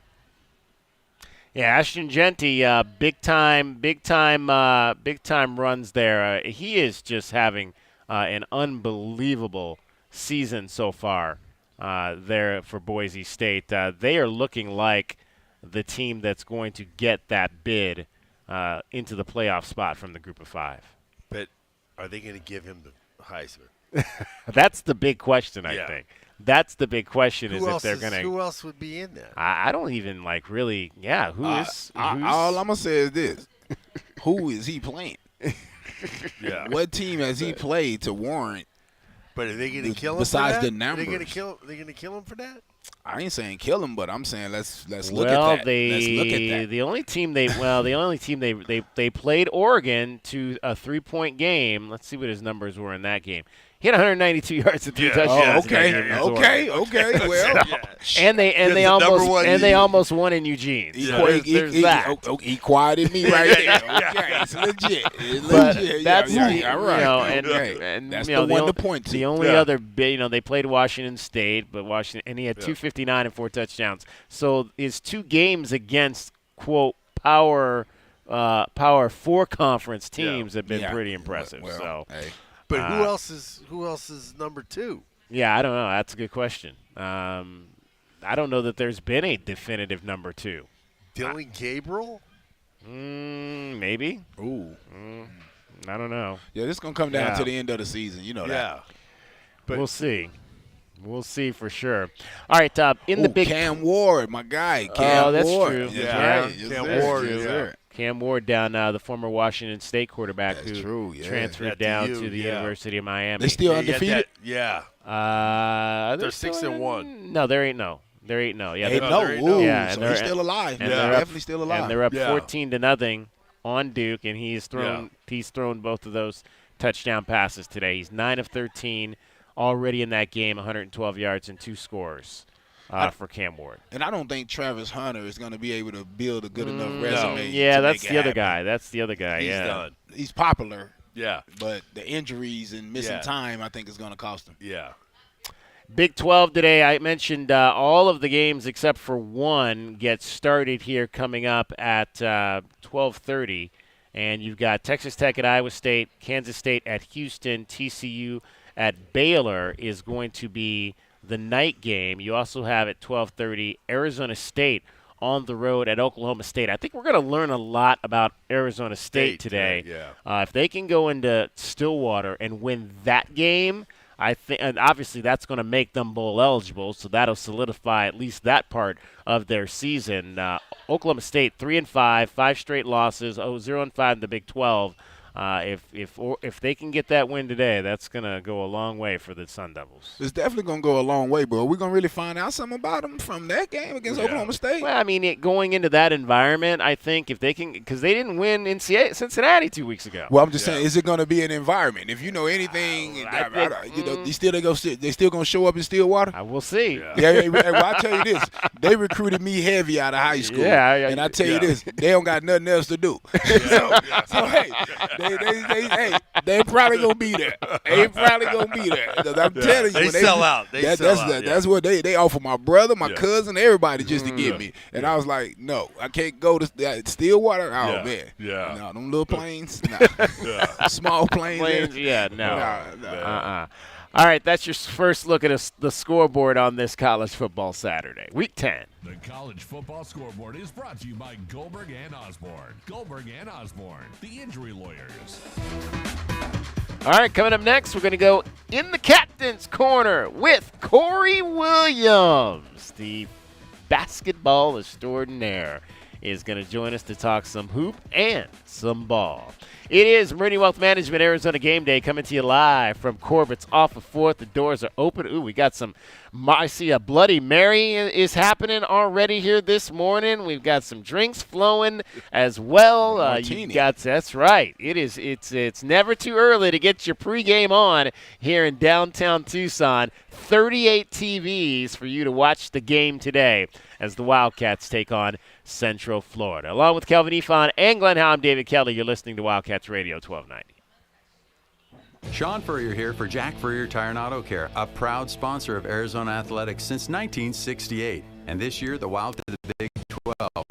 But we've been down this road before. From the WAC to the PAC, it's never been about the conference. It's always been about the Wildcats. And you can count on the Cats. And you can count on Jack Furrier Tire and Auto Care for the very best deals on tires and award-winning auto care. Jack Furrier Tire and Auto Care, since 1960, we're here to get you there. Go Cats! As Arizona's leading personal injury law firm for more than 35 years, Goldberg & Osborne agrees. Bear down, Arizona. With offices statewide, including Tucson and Sierra Vista, the Eagle gives you home field advantage. More than 2,200 five-star Google reviews prove Goldberg & Osborne has the playbook for any situation. So after an accident, let the attorneys voted best personal injury law firm 4 years in a row tackle that insurance company and get you the settlement you deserve. Goldberg & Osborne, 1-800-THE Eagle. Did you know collecting sports cards is one of the fastest growing hobbies around? Whether you're looking to start or expand your collection, Showtime Cards is your ultimate destination. As one of the leading card shops in the country, they've been serving our community for over 25 years with the best in sports cards and trading card games. From rare finds to the latest releases, Showtime Cards has it all. Check them out at ShowtimeCards.com or visit them today at 5801 East Speedway. And discover why collectors everywhere trust Showtime Cards for their passion. Does it feel like the price of everything is going up, up, up? We can't control the price of gas or groceries, but at Royal Kia, we never add market adjustments, even while other dealers add fees because inventory is limited. At Royal Kia, you can rest assured you won't pay market adjustments, and we stand by our transparent online pricing. Royal Kia, the dealership that's different. OAC plus tax, title, license, dealer installed options, and $529 doc fee. Royal Kia, Speedway in Columbus or royalkia.com. Don't hold back. Just dive right in. This is Desert Diamond. The round-the-clock, off-the-charts, over-the-top spectacle that puts a shine on any day, anytime. The tables are hot to the touch. The slots are spinning winners every day. And the point spreads are yours for the taking. So go ahead. Live the diamond life. Desert Diamond Casino. Visit ddcaz.com. An enterprise of the Thama Autumn Nation. Make Dave & Buster's a part of your weekly rituals. Military Monday, get extra gameplay on your card. Tuesday night is trivia night with great prizes. Thursday is extra credit with student discounts on gameplay after 9 p.m. Stop in Monday through Friday, 11 a.m. to 2 p.m. for lunch specials. Want more? Rewards members will get an extra 100 chips with the purchase of 100 chips and Sunday sips for hospitality workers. Full and quick service restaurants, hotels, and amusement parks. Discounted beverages and apps after 9 p.m. only at Dave & Buster's.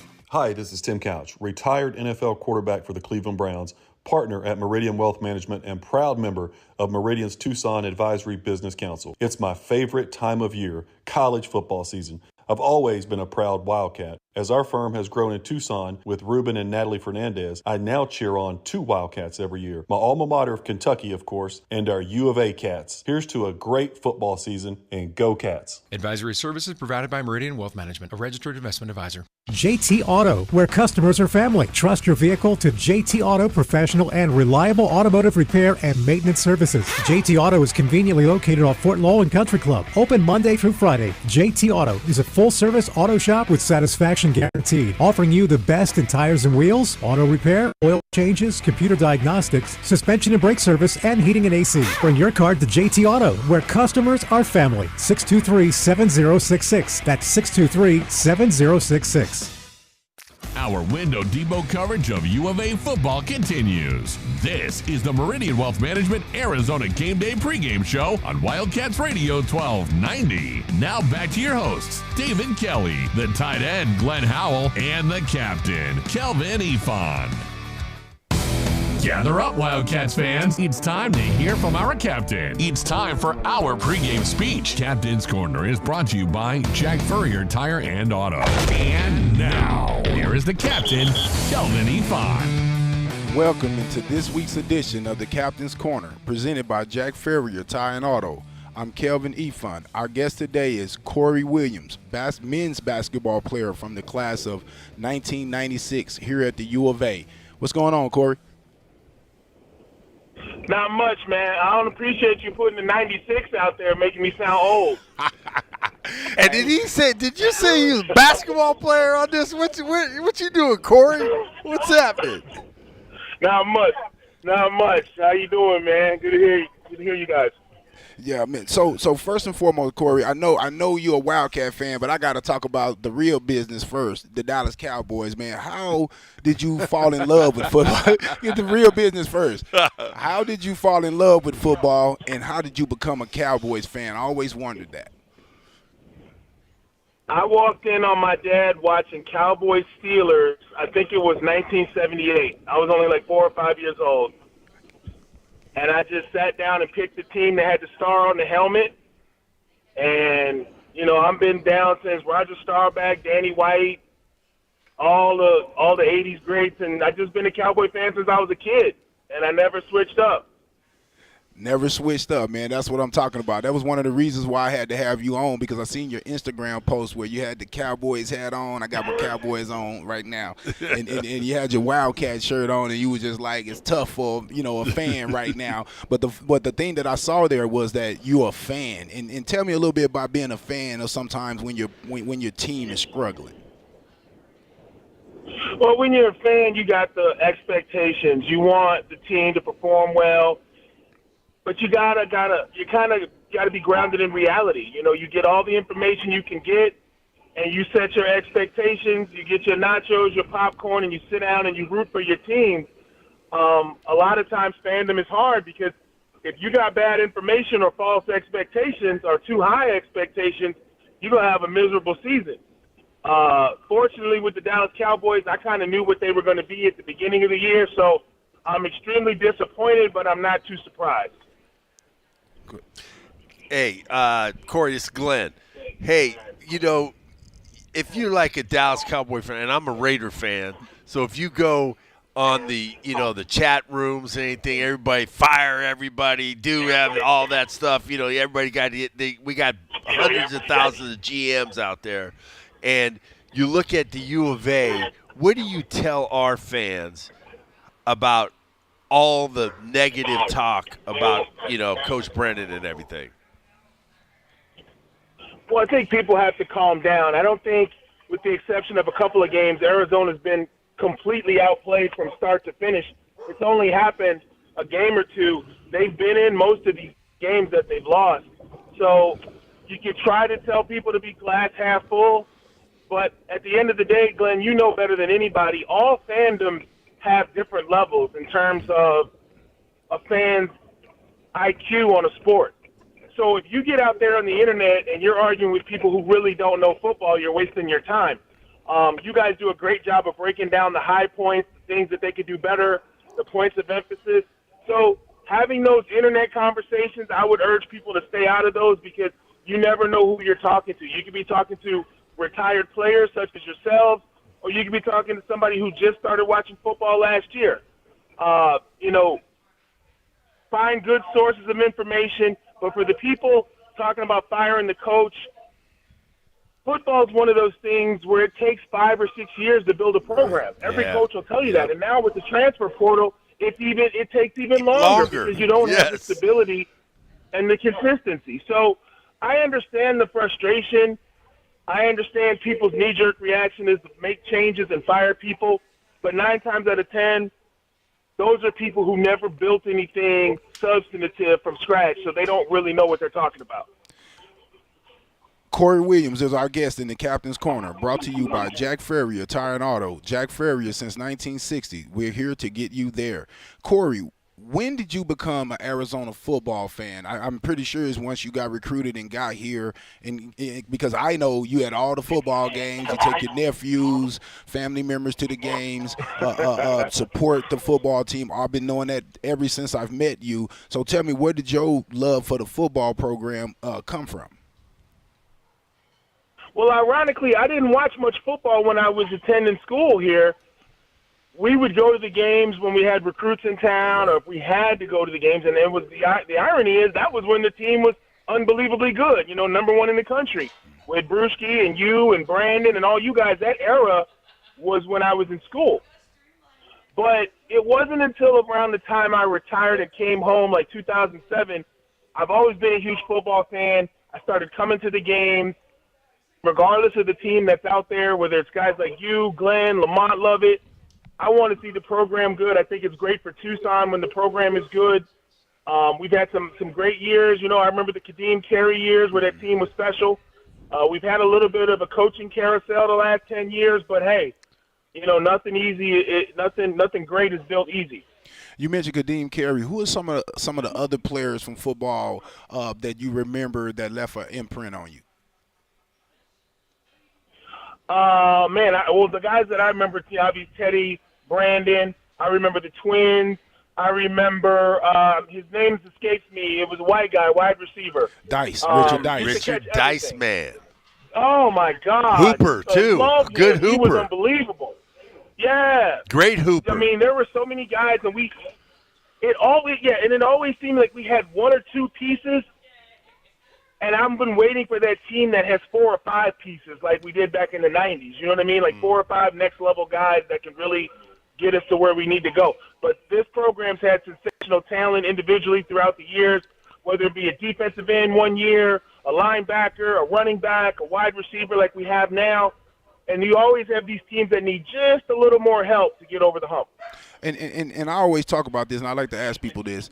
I view Arizona and I said this earlier, I view Arizona as a 7-8 win. They're capable of that every year, 7 to 8 wins, so bowl eligible. And then every 4 or 5 years, 10 wins. And I say that because I understand the recruiting and understand how much money that has to go into actually getting the players, especially now with the NIL thing that's around now, how much money that you have to invest into these programs to put yourself into a chance to compete. Now, we got some of the facilities now, but those other teams are even raising that bar even more now. So tell me, what do you think of where we at as a whole as a program? No, I think that's a very, very sound assessment of Arizona football. They definitely could be top half of the Big 12 for sure, but it's going to take a lot to get there. These are programs that recruit. Like you said, they have the resources. It's just you have to be realistic. When kids choose Arizona, we're not getting kids that were considering Alabama or Penn State or Miami. That's not the level of recruit we're getting. So you have to understand, those guys eat first in the recruiting game, and then we've got to get great coaches, position coaches, a great regimen, a great culture, and we got to surprise people with kids that maybe some other schools missed on, and that's our formula for success. Is Arizona a team that can be bowl eligible? Absolutely. Absolutely. Are they a team that can finish in the top 6 or 7 in the Big 12 every year? They most certainly can. but that is going to be an uphill road for Arizona every year. Corey Williams is our guest in the Captain's Corner, brought to you by Jack Farrier Tire and Auto. Jack Farrier since 1960. We're here to get you there. Corey, all right, we talked the good football business there. Let's bring up a little basketball here. Are you ready for the basketball season? You come and take games? I know you're going to be out on the road. Tell me, are you ready for the season to get started? I'm reluctantly ready. You know, I'm excited about Arizona stepping into the Big 12. I'm not going to sit here and lie and say I'm excited about traveling to some of these Big 12 cities. You know, I'm a Pac-12 guy. I'm used to Seattle, the Bay, L.A., the nice cities, Phoenix. I'm some of these cities, I don't even know where they are. I got to get in my GPS. Oh, my goodness, Glenn, So I'm excited about the level of competition. There's great basketball arenas. I'm just going to have to make do with the travel. Kelvin, I love a good steak and a nice hotel, so I may have to change up my values for this upcoming season. Yeah, have your head on a swivel, brother. You might be on a motel.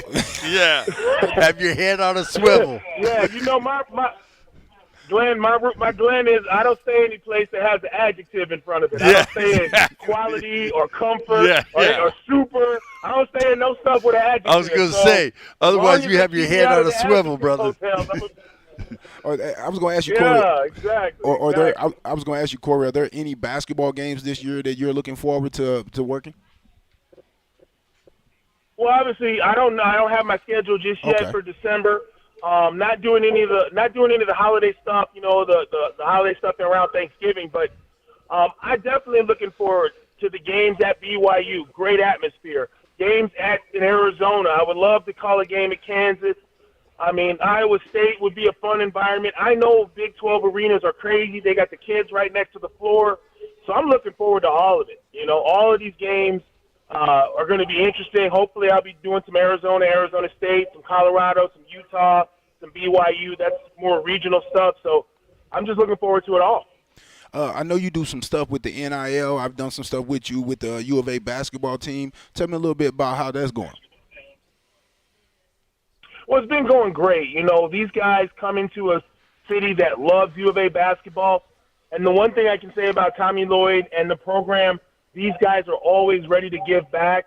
We've got the Kids League, and we do special camps and clinics around town. And all I have to do is shoot out a text, and those guys show up and participate in a lot of these activities we do with our charity. It's really been a blessing. I love the positive attitude. And for guys that are new Wildcats for us this year, they instantly understand what it means to be an Arizona Wildcat and get out there and connect with the people of Tucson. And I think that that's great, and it speaks a lot to the tradition that we have. And you brought up the TSPL, man. I enjoy working with you there. We started years ago with men's basketball. Now we have youth. Speak a little bit more to the Tucson Summer Pro League for the people who don't know about that. Well, quite simply, we have the best middle school league in the nation. TSPL is unbelievable. We've got great corporate sponsors, great coaching staff with you and Moon and Raja. We did a great job with the kids, boys and girls, 10 to 13. Extremely affordable league in the summertime, thanks to our sponsors and our partnership with Casino del Sol and the Pasquayaki tribe. It is truly one of the highlights of my year. I look forward to being in the gym. I look forward to the support and dealing with our sponsors. And I don't know what it is about kids at that age, but they're just great to be around. And we have a lot of fun, and I'm just excited that we're able to do that every year. Yeah, no, man, I'm excited. I'm excited, man. We still got to get a couple camps in, clinics in coming up here, man, because we always love to give back doing that with football here in the town as well. A little bit more about football here before we get out of there. What is there anything that you're looking for in this UCF game from the team traveling? Tell the people a little bit about traveling far distances and having to play, because we had to do that in basketball. Do you remember when we went to Rhode Island and had to play from Tucson? Oh. Yeah, I mean, the time change, it's going to be an early game, but I think when you're young and, when that ball kicks off, it's go time, regardless of the time zone. What I want to see is some good, long, sustained drives, ball control, time of possession, guys got to be focused. You know, you can't blame your performance on the fact that you're playing 3 hours or 4 hours earlier than you're used to. That's not going to fly with fans. And if you want to play football on an elite level, it's just something you got to deal with. But I'm watching this game to make sure sharp play, no turnovers, and good time of possession. Well, I always enjoy your informed opinions of the games and everything. Our thanks to Arizona basketball player Corey Williams for joining us this week in the Captain's Corner. Appreciate it, man. Thanks for having me. Thanks, Corey. And that's your Captain's Corner with Kelvin Efon. Captain's Corner is brought to you by Jack Furrier Tire and Auto. Experiencing the natural wonders comes easy at Rockin' Cay. Nestled at the base of the Rincon Mountain foothills, enjoy stunning mountain views up close every day. Visit Lennar's 2 communities in Rockin' Cay with home savings up to $25,000 and limited time interest rate and closing cost incentives on select move-in ready homes. LiveRockingCay.com. Designed by nature. Proud U of A radio broadcast sponsor. Day in and day out, we're inundated with commercials asking to review your portfolio or telling you to get a second opinion. This is Natalie Fernandez with Meridian Wealth Management, and I want to share the advice I give people every day. Talk to 3 different advisors at 3 different firms. It's important to understand their differences and find someone you can trust. I want Meridian to be one of your 3, and then you will decide who is best for you. To learn more, call us at 719-1433 today. Advisory services provided by Meridian Wealth Management, a registered investment advisor. Sean Furrier here for Jack Furrier Tire and Auto Care, a proud sponsor of Arizona Athletics since 1968. And this year, the Wildcats are driving into the Big 12. But we've been down this road before. From the WAC to the PAC, it's never been about the conference. It's always been about the Wildcats. And you can count on the Cats. And you can count on Jack Furrier Tire and Auto Care for the very best deals on tires and award-winning auto care. Jack Furrier Tire and Auto Care. Since 1960, we're here to get you there. Go Cats! Go Wildcats! As a new season starts, the Tucson Police Department bears down with the Tucson community. We are looking to build our team, and we need you. Interested in joining our starting lineup? Visit jointucsonpd.org. Join our team and score a great career. From our commissioned officers to our professional staff, Tucson Police Department proudly stands behind the Arizona Wildcats. Bear down and apply today at jointucsonpd.org.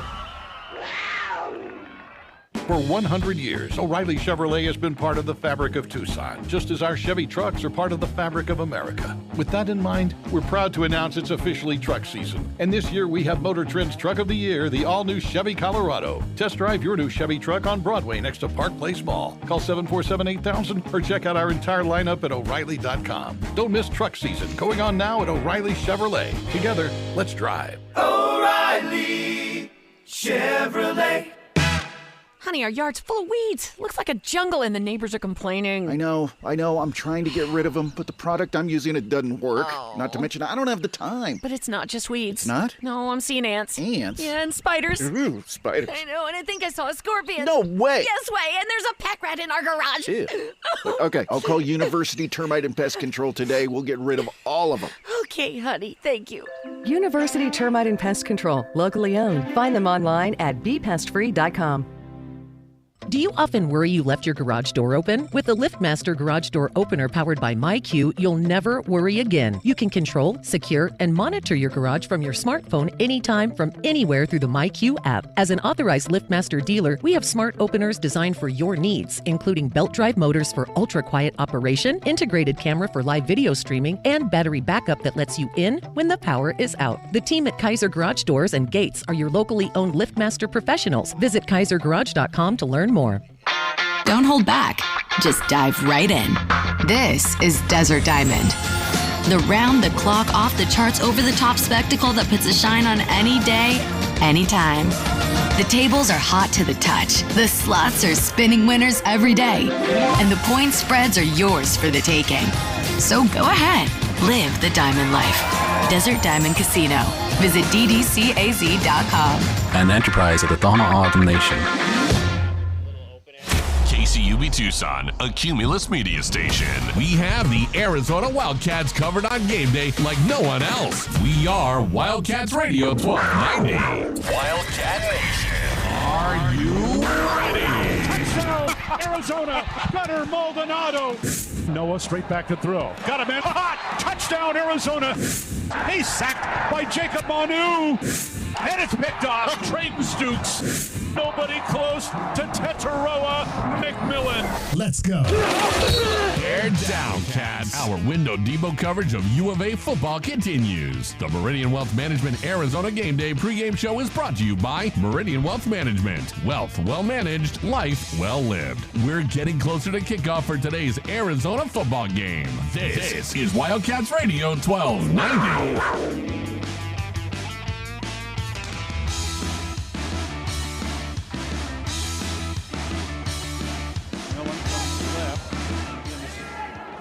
Their condensed formation. Fafita back to throw, sets up. Here comes pressure. Back, throws to the back of the end zone. Got a man open, it's caught. Sam Olsen, touchdown Arizona. That's a great job by Noah Fafita, keeping his eyes downfield. He was under pressure, didn't panic. Sam Olsen came wide open in the middle of the field. Noah throws a strike, pitch catch, touchdown Arizona. First Arizona touchdown for Sam Olsen, the redshirt junior, the transfer out of UNLV. Well, good to get another tight end into the action last week with Sam Olsen out of San Jose getting his first touchdown. Had a pretty good ball game. Did Sam with 3 catches in that contest last week, but the Wildcats obviously coming up a little bit short. 31-26, the loss to West Virginia. They'll take on the Central Florida Knights, or the Citronauts as they will go as today in the annual space game. And looks like I saw a picture that Brian Jeffries recently posted. Looks like it's a little cloudy down in Central Florida this morning so far. Maybe that'll burn off a little bit later and we'll get some sunshine down there. Obviously, those folks have been dealing a lot with the recent hurricanes that have come through, but college football will be played today. Let's hear from Matt Atkins. So the passing last week, I had 2 questions I wanted to ask Matt Atkins at the press conference this week. Let's hear those 2 questions and how Matt responded to them. 2 plays I want to ask you about, Matt. The play that Noah threw the 19-yard over the middle to T-Mac, where he threaded it between the 3 defenders. Did you think that what did you think of that play, and did you think that was his best throw of the season? It's hard. The one to key at Utah was special, but I think a little bit because of the timing maybe, and what it meant to that football game. But that's where we all feel in this program an incredible responsibility to get him protected, because he can do stuff like that, and especially the connection that those 2 have. And so I wasn't surprised by it. You see it every single day in practice. You see those 2 kids working together, and I was more so happy with our ability to give him the time and to be comfortable and to be able to make that throw. And then on the flip side, the sack that Noah took back near the goal line where Michael Booten got beat on his front side, Noah looked like he was looking over the middle at Sam, and then he also had Jeremiah open on an out. Did you think he could have made either one of those throws in that instance? Yeah, I mean, those are the spots we're trying to steer clear of in terms of making sure that we're taking care of 11 the right way. With that being said, and that goes back to the point about Baker, is nobody's going to play a perfect game. And there's a story in terms of Jerry Rice trying, he graded himself, and for his whole entire career he just wanted to play one perfect game. And his whole entire career he didn't play one perfect one. And so I always tell the guys that story, because I'm like, if he can't do it, then why are you doing it? And they're going to make mistakes.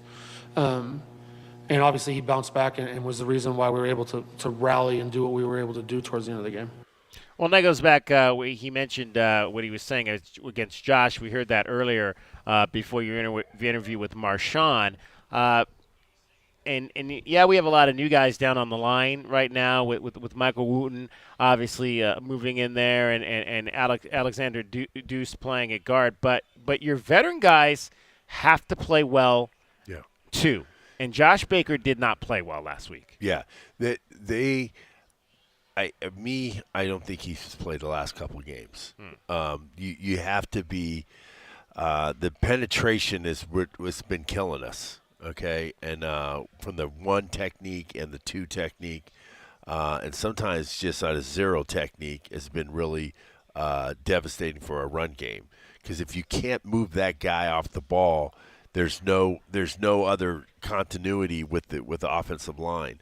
So he has to get better. He has to get better at that, and that's just about a technique. I thought he was a little high, and you just got to get down low and be able to move those guys. And then when you're doing a double team, we got to get that guy off the first line of the scrimmage. We got to get this guy the first level, then you get up to the next. So we clean the first level up, then get up to the next level. And Noah admitted after the game on that he held the ball too long on that play to Michael Wooten. The play he took the sack there by the goal line. There were a couple of opportunities he had. He had Sam Olsen over the middle. He had an out to Jeremiah Patterson, and it looked to me, just watching the tape, that the play might have been designed to go to Jeremiah, because you also had T-Mac on that side, and he was trying to clear space there to maybe allow Patterson to roll if he got it. And again, this is just where, at least I'm seeing, that Noah is not seeing the field the way that he was last year. And he's not being able to maybe make some of the reads that are necessary to push this offense forward. And you got to remember, when you're getting pressured all the time, you kind of feel the pressure when there isn't pressure, because if you are getting pressured and you just all the time, that you're just assuming that you're going to get pressure. So that kind of the mindset of that happens. That's what I think that maybe some of those issues, some of those times that he just holds the ball on too long, or he gets rid of it or gets out of the pocket because he's used to getting that. That's got to change, because that's the mental part of it too. Because the mental part of it and the actuality of what is happening might be different. All right, there have been some changes on the opposing side of this affair as well. You've got 2 coordinator changes here. Well, really 2 play calling changes. One coordinator was fired on the defensive side of the ball at UCF, and then the head coach, who's the offensive play caller, has decided to relinquish those duties. Let's hear from Gus Malzahn on the changes that he made this week over at UCF. Really appreciate Ted. I appreciate his professionalism. Wish him nothing but the best. Addison Williams will be our defensive play caller moving forward. I know our players have a lot of trust in him, so looking forward to watching him. Offensively, Tim Harris is going to take over play calling duties the rest of the season.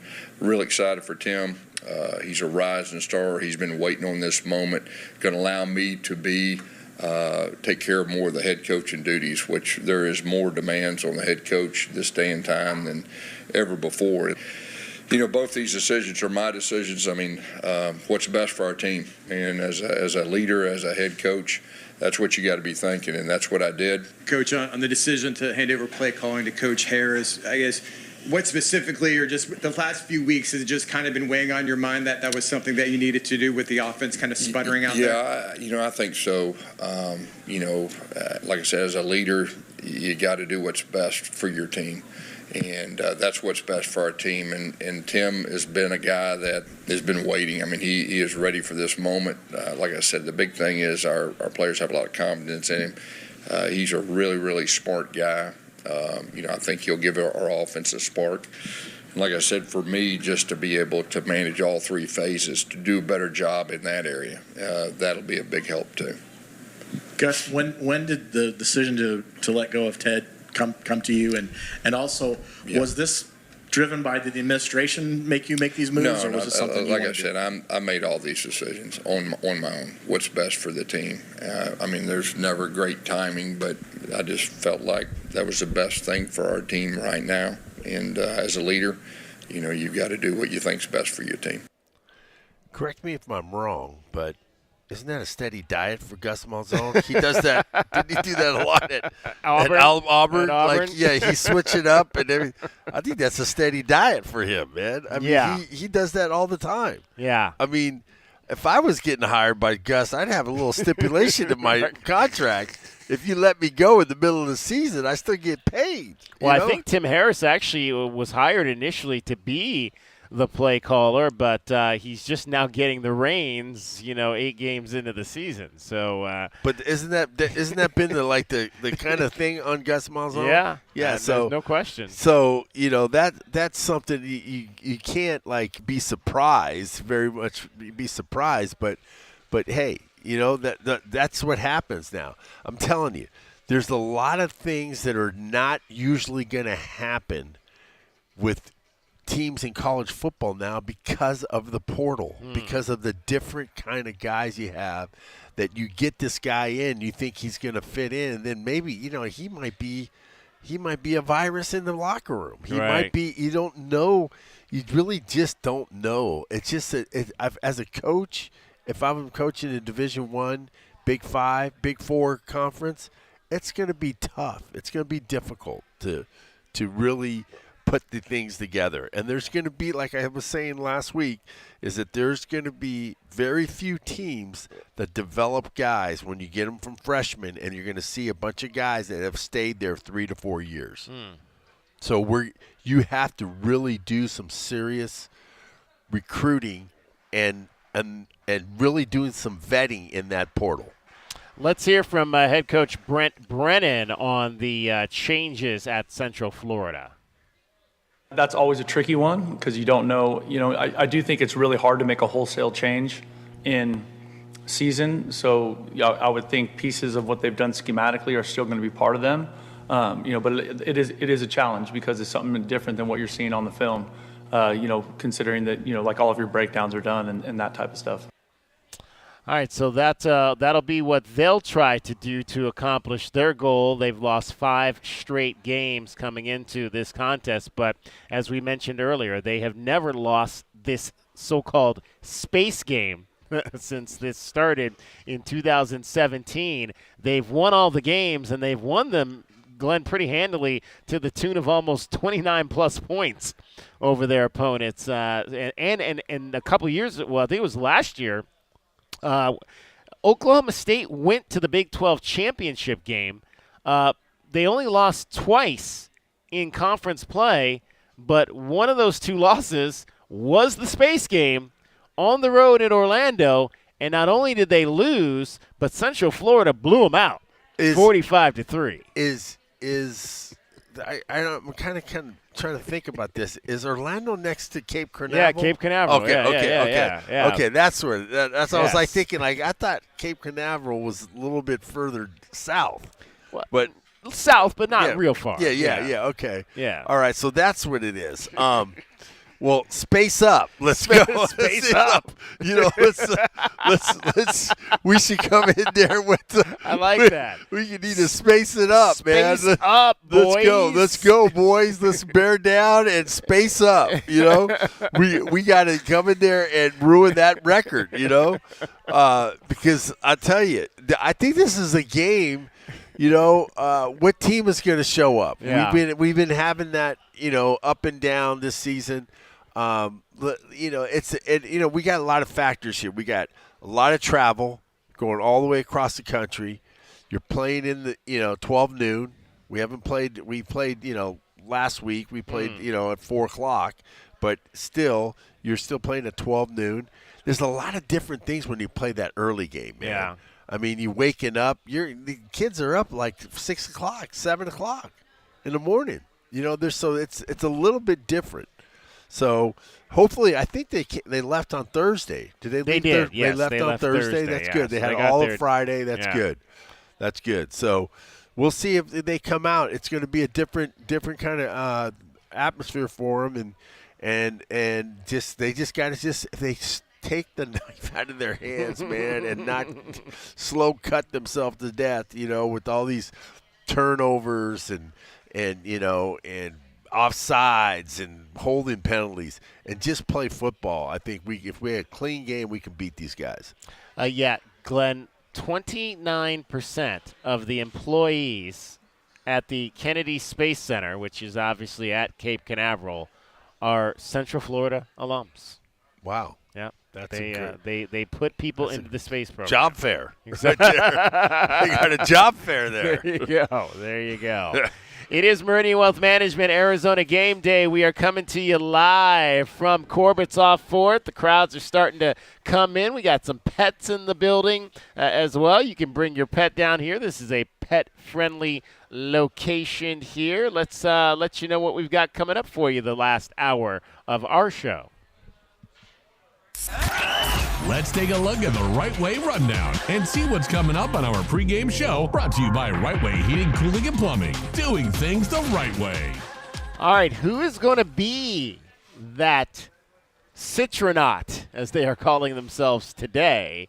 They are the Knights, but today they are the Citronauts. Who is going to be that Citronaut that gets underneath the skin of the Arizona Wildcats today? That'll be your pest of the game, brought to you by University Termite and Pest Control, coming up in our next segment. Also, keys to the game, brought to you by Royal Automotive, and your best bets. Arizona, a 6-point underdog today with an over-under of 55.5. It's Meridian Wealth Management, Arizona Game Day, along with Kelvin Ifan and Glenn Howe. Kelvin has been dispersed to go coach the championship game in youth football today, so best of luck to Kelvin and KJ, I should say, and his kids this Saturday morning as they try to win a title. No matter what level you're at, Glenn, there's nothing like playing in a championship game. Absolutely, absolutely. Good luck to my brother Kelvin and his son KJ and the team, and just go. If I know way Kelvin teaches, they're going to be coming out hot. There you go. They're coming out hot. There you go. We're live at Corbett's off 4th. Meridian Wealth Management, Arizona Game Day. Arizona and Central Florida. Kickoff 12:30. I'm David Kelly along with Glenn Howe. You're listening to Wildcats Radio 1290. Our window depot coverage of Arizona football continues. This is Meridian Wealth Management Arizona Game Day. Hour 3 of the pregame show is brought to you by Broadway in Tucson, Cool Willie's Air and Plumbing, Drain Medics, First Choice Pools, Goldberg and Osborne, the injury lawyers, Kaiser Garage Doors and Gates, O'Reilly Chevrolet, Showtime Sports Cards, Tucson Police Department, and by Meridian Wealth Management. Wealth well managed, life well lived.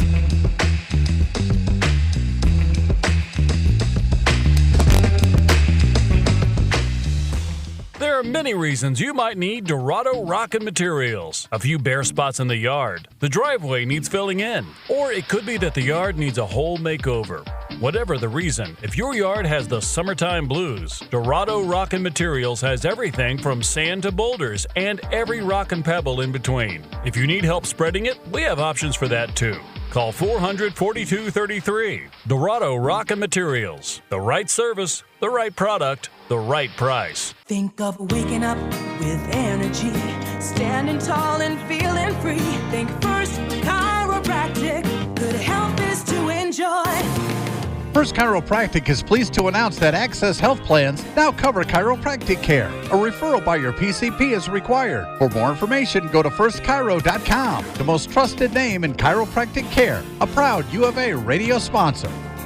First Chiropractic, good health is to enjoy. Do you trust those in charge of your financial future? Trust is founded on 3 core principles: competence, honesty, and benevolence. Those making decisions about your financial future should always place your best interest ahead of their own.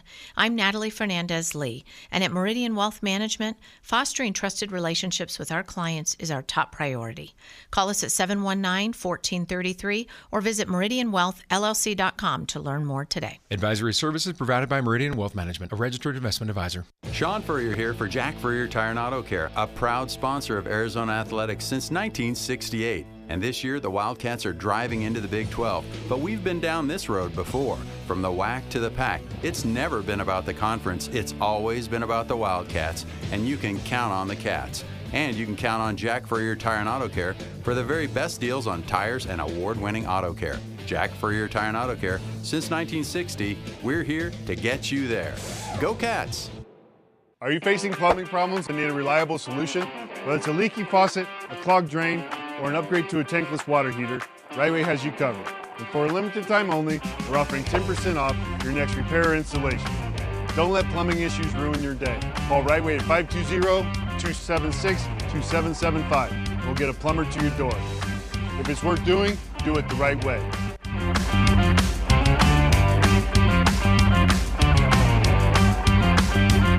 As Arizona's leading personal injury law firm for more than 35 years, Goldberg & Osborne agrees. Bear down, Arizona. With offices statewide, including Tucson and Sierra Vista, the Eagle gives you home field advantage. More than 2,200 five-star Google reviews prove Goldberg & Osborne has the playbook for any situation. So after an accident, let the attorneys voted best personal injury law firm 4 years in a row tackle that insurance company and get you the settlement you deserve. Goldberg & Osborne, 1-800-THE Eagle. The Window Depot has everything you need to create the kitchen or bathroom of your dreams. Browse the aisles of in-stock cabinets available in a variety of sizes and configurations and instantly elevate your space today. Visit a showroom and let our experts guide you. Whether you're choosing from ready-to-go designs or creating a custom masterpiece, we can help you select the perfect wood type, color, and style, and top it off with unique hardware to complete your look. Find a location near you at thewindowdepot.com. The Window Depot, more than a window store.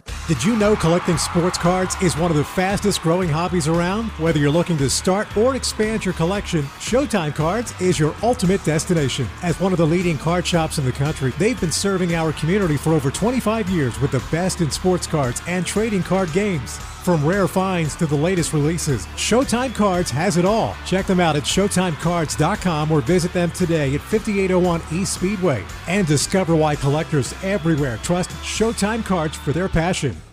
Our Window Depot coverage of U of A football continues. This is the Meridian Wealth Management Arizona Gameday pregame show on Wildcats Radio 1290. Now back to your hosts, David Kelly, the tight end Glenn Howell, and the captain, Kelvin Efon. Fafita will work out of the shotgun. Receivers left in, right. Ball almost middle of the field. Colorado moving its defense around. Snap, they'll go jet sweep around and into the end zone. Touchdown, Arizona. Beautiful play run there. And that is Chris Hunter, who came from one side to the other. That's right. Chris Hunter is starting to see a lot of action at that wide receiver position for your Arizona Wildcats. Had the touchdown. That was a couple of weeks ago against in the loss to Colorado, and saw some more time. They ran that jet sweep with him again in the game against West Virginia last week. So we'll see how his role continues to grow in this Wildcats offense. Last week, Chris Hunter played 57 of the Arizona Wildcats' 62 plays, and when you look at the play breakdown, Glenn, Chris Hunter played 57 plays. Montana Lamonius Craig only played 11. Yeah, that was a big kind of differential from what we've seen in the past here with the Arizona Wildcats. I don't know if that's to say that that's a shift towards younger talent, but that was something that came up this week. You're still obviously playing for a larger goal, which is to get to a bowl game, but clearly you're also starting to maybe take a look at what the future is going to look like for this Arizona football team. Yeah, when you're 3-5, you're trying to find a way. And you shake up the lineup, give some other guys some opportunities to see what kind of thing they can bring to the table, what kind of just some contribution to the table. You know, that's what we want to have, and that's what it is. I think that's what it's going to be. I think from here on out, we might see some different guys playing, and we're going to need some really good playing time from some of these guys that are getting an opportunity. They're going to find out if they're good or if they're not. Let's hear from Brent Brennan on Montana Lamonius Craig's playing time going down and Chris Hunter's going up. We felt like Chris Hunter's been doing some good things, so he's getting a little bit more, live game reps. And so Montana's still an important player for us. He's still going to play a lot. But that's going to be, you're going to continue to see Chris Hunter play too. Yeah, and he may not be the only young guy, Brent Brennan says, who could be getting into the lineup at some point. There is, and then there's also the urgency to win this game. And so those are ongoing conversations. I think you might see Etowah play a little bit. I think he can help us in some spots. And with the injury situation that we're experiencing, it makes sense to try and get some of those guys going, because I think there's a benefit for that too, right? Like, as hard as some of those lessons are, we're still building a football program. We're still developing the young players on our team, and the best way for them to do that is in the games. And you heard him mention Etowah. That is a young defensive tackle or defensive end, I believe, on this Arizona Wildcats roster. We have not seen a whole lot of him this season. Etowah Okunde, he is out of Katy, Texas, and he's got the measurables, that's for sure. 6'2", 234 pounds, maybe a little bit light, but could be a guy off the edge that provides some speed for you, because the Wildcats haven't necessarily been able to get to the quarterback the last few games as well as they would have liked to. Yeah, and then they're putting Chase in the middle, playing him like a Antonio Pierce kind of thing that they used to do back in the Desert Swarm. And they had Deshaun Polk that was playing that position where you had him in the middle, and then they were coming rushing from the outside, having him in the middle, playing in middle linebacker right behind the nose guard. And this game is going to be the three guys up front, Stanley, Isaiah, and Trey Smith. Those guys are going to have to play one of their best games today, because those guys up front were going to have to be able to make some really good penetration and getting to the backfield, playing on the other side of the line of scrimmage, because these guys are going to try to run the ball down our throats. And Tay Brown and Kamalua, they have to be able to tackle today. They got to be able to tackle today. So we'll see. Could be a new name that we'll get a chance to see. Etowah Okunde. Okunde is a defensive end, more so an end than an interior lineman. We'll see if he gets into the game today and we see him at all. Also, let's back up. We didn't get a chance to hear my questions to the head coach. It is like we always say, DK with BB, and it is sponsored by nobody. These are the questions that I posed to the head coach this week. He only had one press conference, so we didn't get a chance to ask him a whole lot this week as we normally do, because the team did leave early, as we mentioned, on Thursday, which is the second day that Brent usually talks, so we only got a chance to speak to him on Monday. But here are some of the things I wanted to find out from the head coach this week. Brent, what are you seeing as some of the challenges on the inside run game? I mean, we're seeing guys going to the second level to block, but maybe leaving guys unblocked on the first level, safeties coming in unblocked. What are some of the issues there? Well, I think, in regards to last week, those safeties were really active. That's why you saw us have a little bit more RPO game in the game plan last week than we had in previous weeks. A little bit of the moving pieces up front, sometimes either inexperience or just still developing players. Sometimes moving those big people up front is challenging. As well as the defense played, Brennan had to be frustrating to give up those two big plays. What did you identify as what were the breakdowns were on the jet sweep that went for 55 and then the long pass? Yeah, I think that was frustrating because those two big plays kind of were, broke our back. They're game-changing plays. I think maybe a step late, a little bit out of position. And one time we ducked inside on a block where we got to set an edge there and turn it back to our help. So just like a technical detail that ended up being really, really impactful. And a couple of those offside calls looked questionable where the guy didn't really look like he jumped or was offside. Did you get any clarification? I haven't gotten the official report or back yet on the calls we sent in. Like I mentioned it on Saturday night. I thought West Virginia did a good job with their cadence. I thought I was impressed by their plan that way. And we haven't seen too many long snappers that are involved downfield like what we've seen from Justin Hollowell. Is that a byproduct of the way you do your punt coverage, or is that just his skill set that he's able to get down there? Well, I think it's a combination of both. It's one of the reasons we, went out and got him last year, is because we saw that he had the ability to cover. He's obviously an accurate long snapper, and you need that first and foremost. But when those guys can show up in the coverage game, that's an added bonus. And a little bit of a homecoming for Justin Holloway today. He hails from Venice, Florida, which is over on the western side of the state, but, a few hours from Orlando, so I'm sure that he's going to have quite a few family members that are going to make that trek today to see their guy play and to see him run down there on special teams. It's only a 2.5-hour drive. That's pretty. I had not really seen him that much, but again, we don't necessarily see long snappers trying to get down there into coverage, but he showed up last week on tape doing that a couple of times. Yeah, and I'm sure Justin on Tuesday was saying, "What are you doing with your tickets? What are you doing with your tickets? Right? Are you using your tickets, man? Are you using your tickets?" Because I remember when we went to go play Cal and Stanford, I'd be like, "Hey, bro, you using your tickets, man? Can I have your tickets?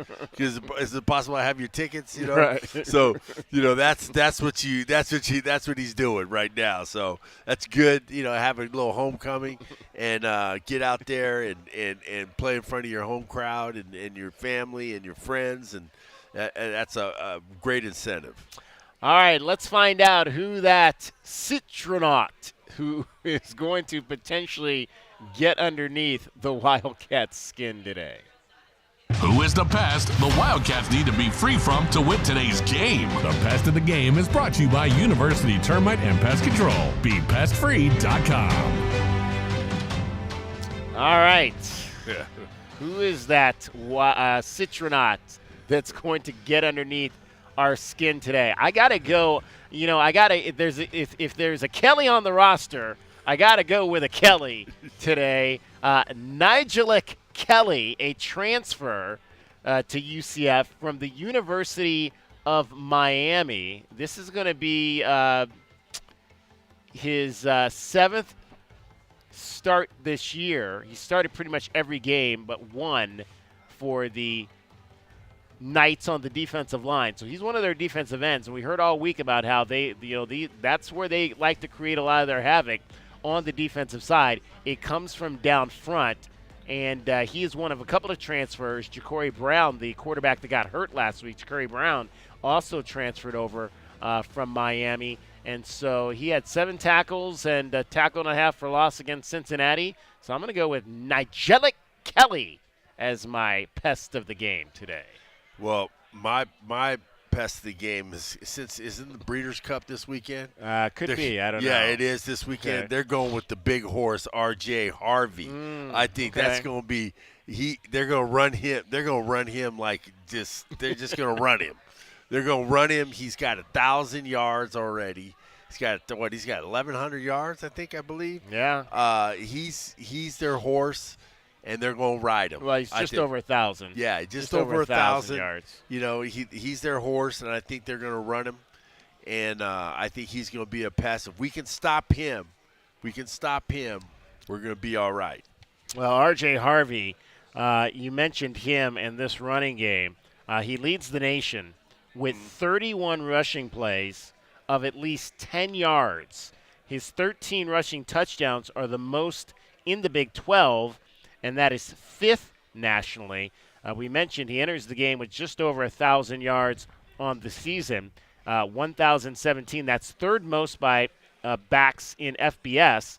He leads the conference in rushing, and I mentioned those big plays. He's got 31 rushes of over 10 yards. As a team, they've got 60, I believe the number was 68 rushes over 10 yards. Yeah, this season. And if you look at those yards, if I've been looking at the film when I was watching, those weren't yards where he was untouched. Those were yards that he got hit at 4 and 5 and made it to 10. So he's getting extra yards. He's a workhorse. Yeah. The kid is just a stud. I mean, we got to shut him down. We have to shut him down. Those 68 rushes for at least 10 yards that's the most explosive plays of that magnitude in the country right now. So that's what you're facing. The next team, it would be Army and Kansas State, also in the Big 12. Kansas State, who have had 63 running plays of 10 or more yards this season. Yeah, he's going to be a steady diet today. There you go. All right, so R.J. Harvey and Nigel Kelly, those are going to be the two guys that at least Glenn Howell and I believe are going to get underneath the Wildcats' skin today. That's our Pest of the Game, brought to you by University Termite and Pest Control. BePestFree.com. All right, one more segment to go from Corbett's. Come on out. We're starting to get a good crowd. They're starting to open up the place here. They've got the rolling garage doors up, and so you can kind of be in, you can be out. Again, 38 TVs here. We've got Ohio State, Penn State on one game. We got the Buckeyes up 14-10. They were down 10-zip early, but they have come back to take a 14-10 lead in that contest. That is a game that is pitting number 4 in Ohio State against number 3 Penn State today in Happy Valley. When we come back, we're going to get our keys to the game in as well as our best bets. We'll also still hear from a few more people. Tetero McMillan talked about his negative body language that we saw a little bit earlier this year and how he had to get correct on himself about that. It's Meridian Wealth Management, Arizona Game Day. Along with Kelvin Efon and Glenn Howe, I'm David Kelly. You're listening to Wildcats Radio 1290. Hi, this is Peter Costa, former governor of the New York Stock Exchange and proud member of the Advisory Business Council with Meridian Wealth Management. One thing I've learned over 40 years on the floor is the value of a trusting relationship with your financial advisor. After all, everyone is a genius when the markets are going up, but when they drop, that's when the guidance of a professional is most important. For more information,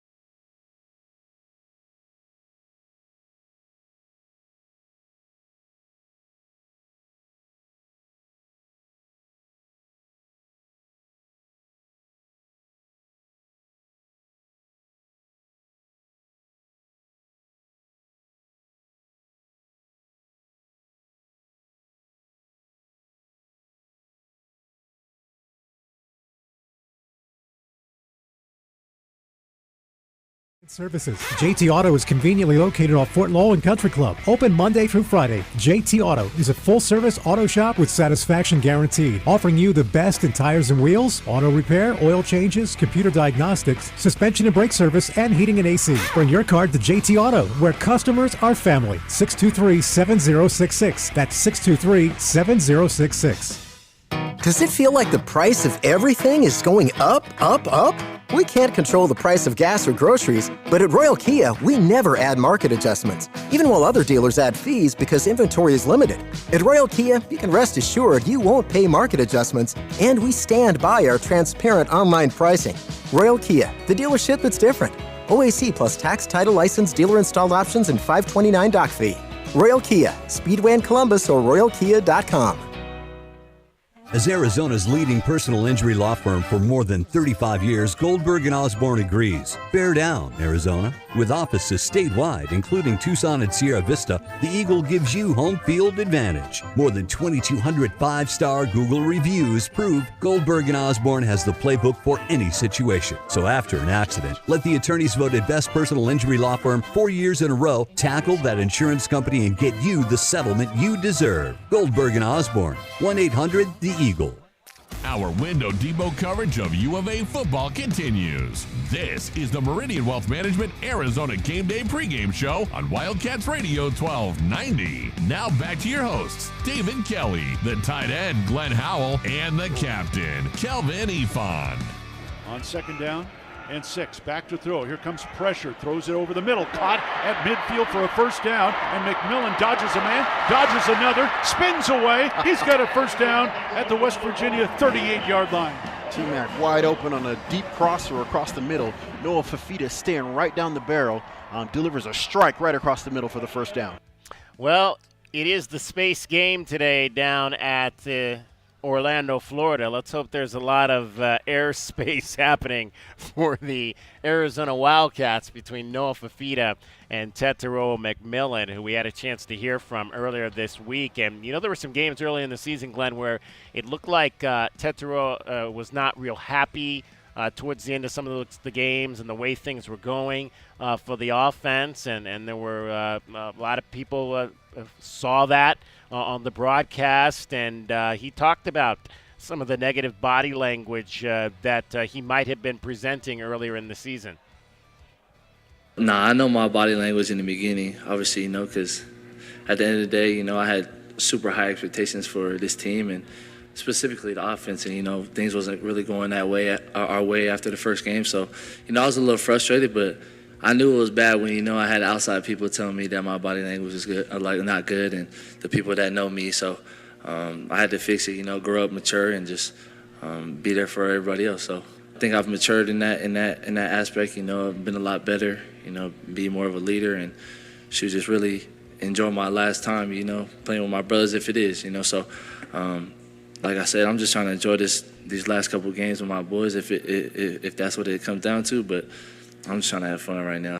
That's why I thought it was so important, Glenn, when he was the one in the middle of that huddle before the fourth quarter last week, getting the guys enthused up and hyped to play that final 15 minutes. That's why I said in the beginning of the broadcast here today is that these guys are taking responsibility and really putting their hearts in there. They're he could have said, yeah.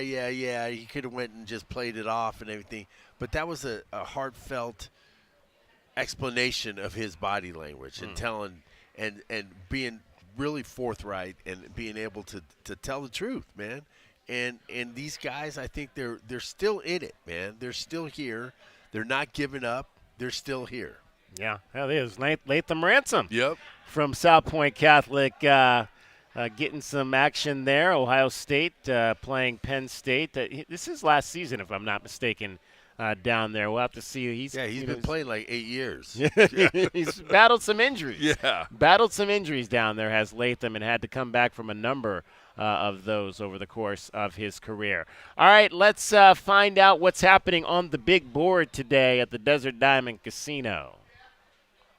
Tucson, what are today's best bets? Will the Cats beat the spread? It's time to look at some of the best bets in football this weekend. Today's best bets are brought to you by Desert Diamond Sportsbook, Arizona's best bet.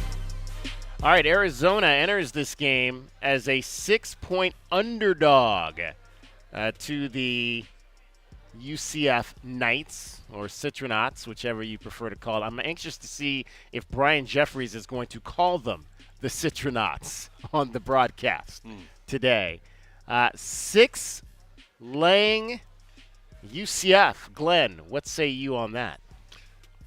I'm going to take the 6 and go with the Cats. U of A plus the 6? Yep.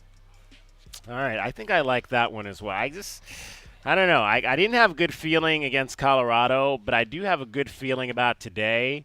And I just think that the Wildcats are going to – whether they win or not, I don't know.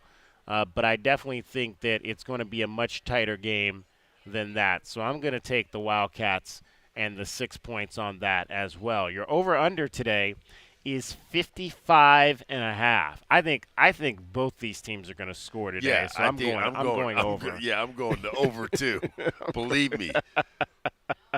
Because if the D don't, I think if we have a great offensive, just breakout, we can score a lot of points, and these guys can score some points too.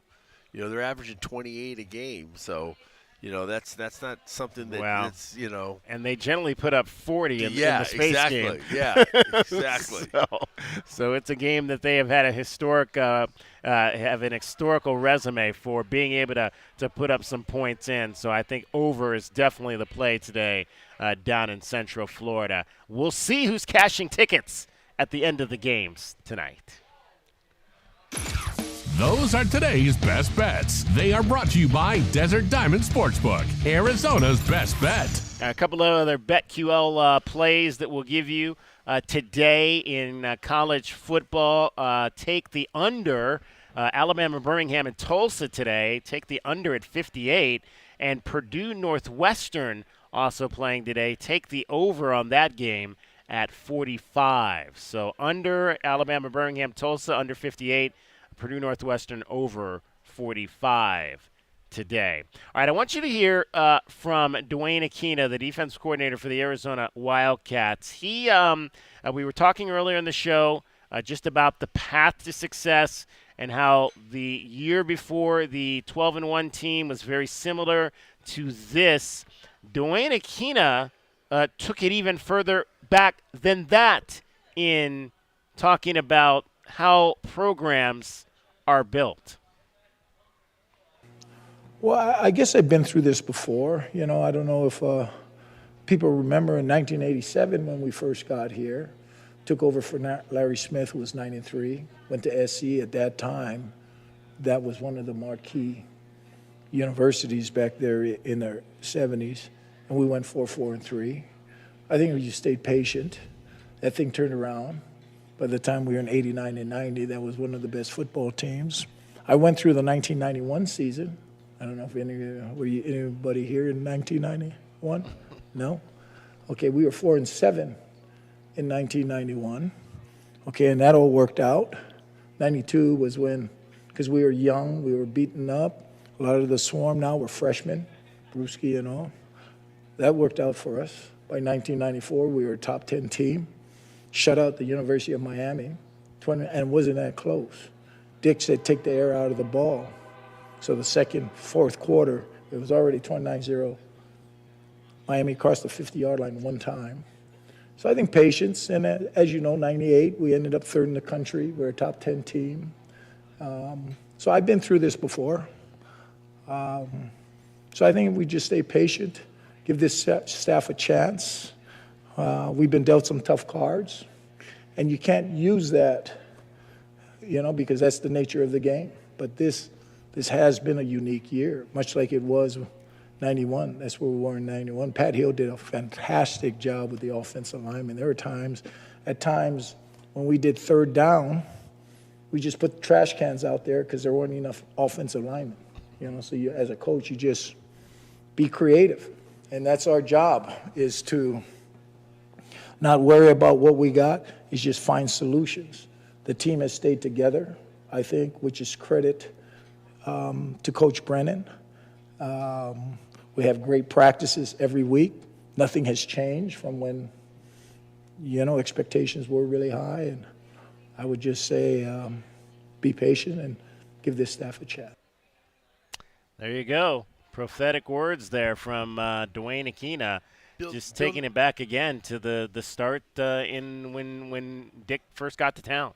Building credit by the minute, that they're building from the ground up. These guys are building their credibility by the minute. And people that, that all these naysayers are saying anything, the guys haven't even been here a minute. And they just got to let them play it out. And everybody says, oh, yeah, you had better players and everything. Yeah, but it's a different staff, different thing. Everything's a little different. And, you guys, these guys they're sticking together, and they know they're good. They're just not playing. They're just not playing well, and they're going to get it together. All right, let's find out what the Wildcats need to do to win this game today. Wildcats fans, what are the big keys for today's game? Our keys to the game are brought to you by the Royal Automotive Group. Royal Automotive, the dealership that is different. Well, I mean, obviously, Glenn, one thing you've got to do is you've got to figure out a way to stop their running game. They average on almost 268 yards. I think if you could hold them to 150, that's gonna be a good day. So that'll be one of my keys there, is to hold this running game for them to 150 on the defensive side. And then for offense, again, I'll repeat what I said last week. 10 touches, 10 at least 10 touches for Tetero and McMillan to get him involved. And I know, like on our side, I know you're going to say, let's try to maybe commit a little bit more to our running game between Kedrick Risano and Quali Connolly, and maybe get to 30 carries between those two guys today. Yeah, my keys to the game is going to be our front seven on defense is going to be dictating this game. If they can keep, I'm going to 120. I want to get down to 120 yards on the ground. 120, yes, okay. 120 yards on the ground. If we're playing like we're saying, we're going to play the run on the way to the quarterback. We're going to have to play on the other side. I think they're going to be doing a lot of slanting trying to confuse these big guys, because they got some real big guys up front. You got 6'11", 6'7", 6'8" guys that are up there, so they're not going to be the greatest athletes. So we're going to probably be sliding in, doing a lot of stunting and everything, so we got to be able to get them under 120. On the other side of the ball, we have to run the ball at least for 150 yards. 150 yards on the ground, and I want to see 250 plus in the air. Wow. That's what I want to see today. Let's see spread the ball around, get the tight end involved, and we win this ball game. That's how we're going to have to win it. But the guys up front on defense are going to really have to play well. They're going to have to not to be moved off the line of scrimmage, and they're going to have to be able to battle that line of scrimmage and say that it's theirs. All right, that is what we think Arizona must do today to beat Central Florida. Our keys to the game are brought to you by the Royal Automotive Group. Royal Automotive, the dealership that is different. The dealership that is different. All right, before we get out of here, I want to wish my mother a happy 89th birthday today. 89 years old, Miss Jacqueline Frances Knox Kelly. So glad that she's been out here with us now for the last 2 years, and her third birthday here in the desert. Happy birthday, Mom, and we will see you a little bit later tonight. Happy birthday, Mama Kelly. Absolutely. And blessings to many more to come. There we go. Thanks to all the folks out here. Thomas, Jesus, Riley helping us out.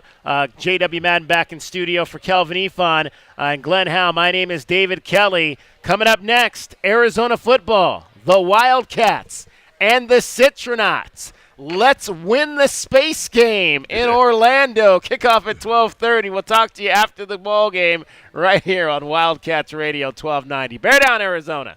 Bear down. Our Window Depot coverage of Arizona football continues. This is Meridian Wealth Management Arizona Game Day. Hour 3 of the pregame show is brought to you by Broadway in Tucson, Cool Willie's Air and Plumbing, Drain Medics, First Choice Pools, Goldberg and Osborne, the injury lawyer.